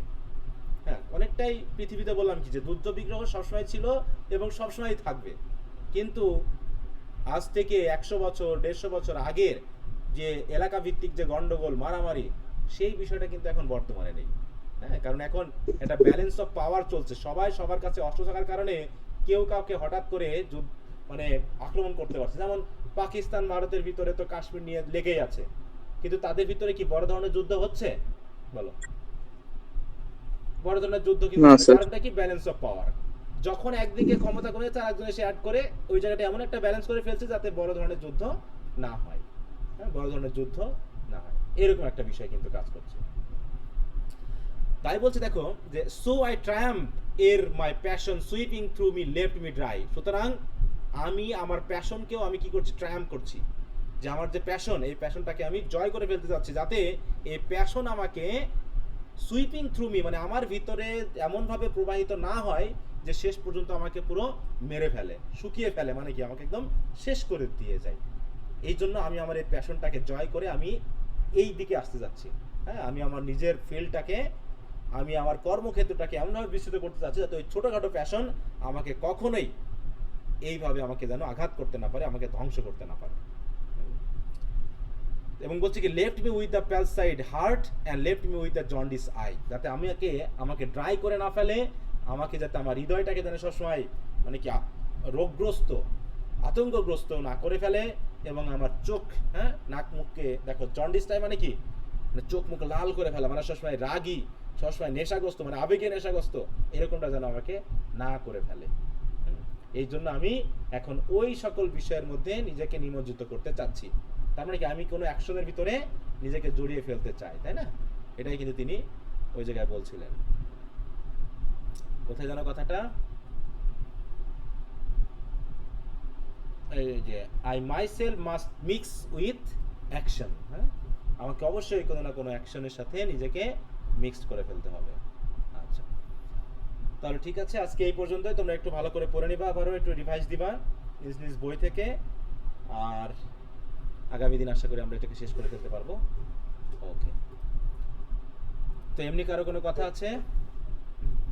বলো। স্যার আমি একটা কোশ্চেন করি। হ্যাঁ বলো। স্যার এটা একটু ধর্ম রিলেটেড, মানে একটু হ্যাঁ স্যার বলবো? হ্যাঁ, ধর্ম রিলেটেড স্যার, এমন আচ্ছা, কোনো কিছু আমরা- বলা যাবে না যেটা আমি ধর্ম রিলেটেড কথা বলতে ভয় পাই, কারণ এর আগে না, স্যার, না, ফার্স্ট স্যার, একটা এটা না। বিষয়ে জাস্ট সিম্পল স্যার কথা একটু নিয়ে। স্যার জানার ইচ্ছা। হ্যাঁ বলো। হ্যাঁ স্যার আমরা যেমন আমাদের ধর্মে আছে স্যার ঈসা নবী আবার এই পৃথিবীতে আসবে, তখন এই দেশে মানে এই পৃথিবী শাসন করবে। হুম। স্যার আপনারা কি এরকমই কিছু বিশ্বাস করেন? হ্যাঁ, না, অবশ্যই আপনাদের ধর্মে ডুমসডে কি আমরা বলে থাকি, ডুমসডে, হ্যাঁ, hmm. Jesus Christ will come to জাজ, না, আপনাদের হ্যাঁ, এই একই কিয়ামত যেটা, ও আচ্ছা ঠিক আছে স্যার তো? এতটুকু। হ্যাঁ, কিয়ামতে এই দুই জাতি বিশ্বাস করে, ইহুদিরা এখনো সেই বিশ্বাসটা করে না। ইহুদিরা এখনো মনে করে যে ঈসা নবী বা আমরা যেটা জিসাস ক্রাইস্ট বলছি, আমরা তো ভেবে নিচ্ছি উনি এসেছেন এবং মারা গেছেন, আমরা মনে করি মারা গেছেন এবং মারা যাওয়ার পর তিনি আবার উঠেছেন, তোমরা মনে করো তিনি সরাসরি চলে গেছেন, কিন্তু ওরা তো এটা বিশ্বাসই করে না ইহুদিরা, ঠিক আছে? এখন ধর্মীয় বিশ্বাসগুলো আসলে কি বললাম, যে ধর্মীয় বিশ্বাস এমন একটা বিশ্বাস যে যারা যে ধর্মের ভিতরে আছে শুধু তারাই বিশ্বাস করে, বাকিদের কাছে বিশ্বাসগুলো জিরো, তাই না? আমি খ্রিস্টান, বাকি ধর্মগুলো আমার কাছে জিরো, তুমি মুসলিম, বাকি ধর্মগুলো তোমার কাছে জিরো, যারা হিন্দু, বাকি ধর্মগুলো তাদের কাছে জিরো বিশ্বাস। ধর্ম নিয়ে স্যার যেগুলা এই কন্ট্রোভার্সি হয় স্যার, দেখবেন যে যারা করে এরা ওই জিনিসটা সম্বন্ধে ক্লিয়ারলি জানেই না। না, ধর্ম নিয়ে না জানা কি জানার সম্ভব? বলো, ধর্ম নিয়ে না ক্লিয়ারলি কেউ স্যার, কিছু বলতে পারবে? এটা তো সম্ভব না। বলতে এখানে পারবে না, কিন্তু কিছু কিছু বিষয় নিয়ে স্যার এমন ভাবে বলে যে মনে হচ্ছে মানে উনি ওটা নিয়ে একদম পিএইচডি করে আসছে, অথচ কিন্তু দেখেন স্যার ধর্ম নিয়ে কিছু কি জানে না। ধর্ম কি পিএইচডি করার বিষয়? এটা তো বিশ্বাসের বিষয় ভাই। সেটাই স্যার, কিন্তু দুর্নীতিতে এক্সপার্ট এমন আছে না। হ্যাঁ স্যার, ধর্ম কিছু কিছু মুরব্বী আছে না স্যার, যে মানে যে আপনি বললেন যে আমি মুসলিম ধর্মের, আমি মুসলিম ধর্মকে মানবো, বাকিগুলোকে আমি একদম জিরো ভাববো। এখন তো মুসলিম ধর্মে বলা আছে যে কাউকে হত্যা করা পাপ, হুম, খ্রিস্টান ধর্মে অবশ্যই বলা নাই যে কাউকে যদি আমি হত্যা হত্যা করো, করি সেটা হ্যাঁ। অনেক গুণের। হুম, হ্যাঁ, এটা তো বলা নাই। হ্যাঁ। তো সব ধর্ম তো একই নিয়মেই চলে, খালি মানুষের বিশ্বাসের জায়গাটা আলাদা। কারণ এটা নিয়ে এত বাড়াবাড়ি করারও কিছু নাই। যে যত ধর্ম তো পালন করে, আমাদের যে মহানবী সাল্লাল্লাহু আলাইহি ওয়াসাল্লাম কিন্তু বলছে যে ধর্ম নিয়ে তোমরা বাড়াবাড়ি করো না। তো এগুলা নিয়ে আমরা বেশি বাড়াবাড়ি করি। আমরা তো ধর্মটাকে মানে যে জন্য প্রয়োজন সেভাবে কথা না বলে তো আমরা তো ধর্মকে অন্য পথে চালাচ্ছি। ধর্মের প্রয়োজনটা কেন আগে সেটা আমাদেরকে আগে বুঝতে হবে, যে ধর্মটা কেন প্রয়োজন, কি কারণে। ধর্মটাকে কি আমাদের শুধু স্বর্গ নরকে যাওয়ার জন্যই প্রয়োজন, নাকি পৃথিবীটাকেও সুন্দরভাবে বসবাসযোগ্য করার জন্য? কোনটা আসলে? এখন পৃথিবীর মারা যাওয়ার পর কি হবে না হবে সেটা জাস্ট আমাদের ধর্ম দেখিয়ে দিচ্ছে। ধর্ম ছাড়া কি আর কোনো কিছু কেউ জানাচ্ছে যে আমাদের মৃত্যুর পর আমাদের কি হবে? বলো, হিন্দু ধর্মের মৃত্যুর পর এক ধরনের ঘটনা ঘটে, খ্রিস্টান এবং ইসলাম ধর্মে বা ইহুদি ধর্মে এক ধরনের ঘটনা ঘটে, কারণ আমরা আব্রাহামিক রিলিজিয়নে এক ধরনের চিন্তা ভাবনা করে, তাই না? বুদ্ধ ধর্মে মানে বৌদ্ধ ধর্মের চিন্তা ভাবনা এক ধরনের, তারা মৃত্যু পরবর্তী অন্যরকম করে ভাবে। অতএব যেখানে যারা নেতা, যারা ধর্মগুরু, তারা তাদের মতো করে কিন্তু ধর্মকে পরিচালনা করছে এবং তাদের মতো করে তারা বোঝাচ্ছে, ঠিক আছে? অতএব যে যে ধর্মের যারা যখন কথা বলছে, তুমি তাদের কাছে থাকো বা তাদের কাছে বোঝো, তাদের কাছে বলো যে তারা সবচেয়ে এক বিষয়ে এক্সপার্ট। অতএব আমার একটা বিষয় সবসময় মনে পড়ে, সেটা হলো ওই লালন ফকিরের কথা। হ্যাঁ, লালন ফকিরের কথা। আচ্ছা, আমি হ্যাঁ, খালেদা কিছু বলতে চাচ্ছিলাম।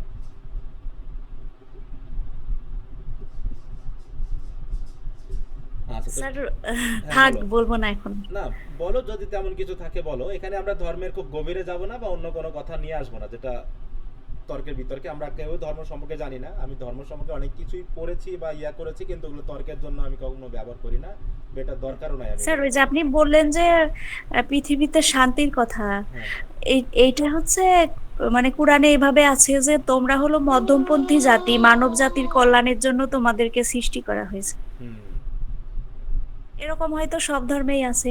হ্যাঁ, মানে বললাম তো, ধর্মের মূল উদ্দেশ্যই তো হচ্ছে যে আমরা সমাজে, দেশে, পৃথিবীতে শান্তিপূর্ণভাবে বসবাস করব। কিন্তু ব্যাপারটা এমন হয়ে গেছে যে আমরা পৃথিবীটাকে ত্যাগ করে আমরা শুধুমাত্র ওই স্বর্গ নরকের কথাটাই যেন ভাবি, ঠিক আছে? তো আমরা স্বর্গ নরকের কথাই ভাবি, পৃথিবীতে যা খুশি মারামারি করতেছি, আর ওই নাম মাঝে মাঝে দেখা যাচ্ছে নিয়ম অনুযায়ী আমরা মসজিদ বা গির্জাতে যাচ্ছি, কিন্তু সেখানেও কি দুর্নীতি নাই? বলো, যেখানে আমরা ধর্মের উদ্দেশ্যে যাচ্ছি সেখানে কি দুর্নীতি হচ্ছে না? একদল তো মানে ধর্মটাকে ব্যবসা, মানে ধর্মটাকে পুঁজি করে তো ব্যবসা করতেছে। স্যার এটা বলা ঠিক হবে কিনা, আমাদের এখানে কিছুদিন আগে স্যার হচ্ছে একটা ধর্ম সভা হয়েছে আর কি স্যার। হুম, তো এখানে যিনি বক্তা, সে অবশ্যই অনেক ভালো জানে, হয়তো অনেক কিছু জানে, আমি জানি না, কিন্তু স্যার উনি ওই যে কি হয় স্যার, অনেক সময় যে মসজিদের থ্রুতে এই ধর্মসভাটা হয়, ওটার জন্য কিছু টাকার আর কি করা হয়, সকলের কাছ থেকে ওঠানো হয়। হ্যাঁ, হ্যাঁ, তো স্যার উনি এমন অ্যাপ্রোচে ভয় দেখাচ্ছিলেন, মানে ধর্ম তো স্যার, হ্যাঁ আল্লাহ তাআলা যারা মানে খারাপ কাজ করবে তাদেরকে তো শাস্তি দিবেই। হুম, এখন কথা হচ্ছে যে এমন ভাবে বলতেছে স্যার যে মনে হচ্ছে খালি খারাপটাই আছে, মানে ভালোটা কিছু নাই। এমন ভাবে বলছে যে মানুষজন আবার ভয়ও পাচ্ছে, ভয় পেয়ে আবার মানে এমন ভাবে অ্যাপ্রোচ করছে যে সকলে এ, মানে কঠিন অবস্থা স্যার। আমি তো শুনে করছি এগুলো কেমন ধরনের কথা, আবার মানুষজন এটা আবার খাচ্ছে, আবার ওদের ভয়ও পাচ্ছে, আবার দিচ্ছেও, এইভাবে চলতেছে আর কি। ধর্মটাই তো আমাদের প্রধান ভয়ের জায়গা। হ্যাঁ, এখানেই ভয়, কারণ এটা অনিশ্চিত, আমরা জানি না আসলে কি হবে। অতএব এটাকে সবাই মানে ব্যবহার করেছে, রাজনীতিবিদরা ইউজ করেছে, তাই তো কলোনিয়ালিজমের সময়ও ধর্মকে ইউজ করেছে, এবং অর্থনীতির উন্নয়নের জন্য নিজ নিজ অবস্থান থেকে মানুষ ধর্মকে ব্যবহার করছে। এবং ধর্ম আছে সেই অনেক আগে থেকেই, ধর্মের বিবর্তন হচ্ছে, ধর্মের পরিবর্তন হচ্ছে, কিন্তু মানুষ তার নিজস্ব জায়গা থেকে সরেনি এক পা। এটা হলো বড় কথা। আমরা যেমন বাঙালি, আমি খ্রিস্টান হই, আমি হিন্দু হই, আমি বৌদ্ধ হই, আমাদের চিন্তা ভাবনা সব এক, ঠিক আছে? আমাদের চিন্তা ভাবনা সবাই এক। আমরা কিছু কিছু জায়গায় গিয়ে ধর্ম মানছি, আর বাকি সব জায়গাতে গিয়ে আমরা আমাদের মতো করে চিন্তা ভাবনা করছি। কেমন এইটা? যেমন একটা বিষয়, আজকে একটা ফেসবুকে একটা পোস্ট একজন দিয়েছে এরকম ব্যাপারটা, যে যে একদল মনে করো গরু খায় না, একদল শূকর খায় না, একদল মানে একটা কি যেন লিখেছে, দিয়ে সবাই বলতেছে সবাই কিন্তু আবার ঘুষ খায়। বুঝতে পারছো? সবাই আমরা আবার ঘুষ খাই। হ্যাঁ, মনে করো আমি হচ্ছে গরু খাই না কিন্তু আমি ঘুষ খাই, আমি শূকর খাই না কিন্তু আমি ঘুষ খাই, ঠিক আছে? ব্যাপারটা এরকম। তা ধর্মের জায়গা কমন হচ্ছে ঘুষ খাওয়া স্যার, ঘুষ যে খাওয়া, সেই কমন প্রাণী। নচিকেতার গানে চলে যেতে হচ্ছে যে এরকম। হ্যাঁ, যে আমরা পোশাকি হিসাবে ব্যবহার করছি, কিন্তু অবশ্যই ধর্ম মানছে অনেকেই, ধর্মকে পালন করছে, কিন্তু ধর্মের যথাযথ যদি ব্যবহার হতো তাহলে পৃথিবীটা অনেক শান্তিপূর্ণ হতো।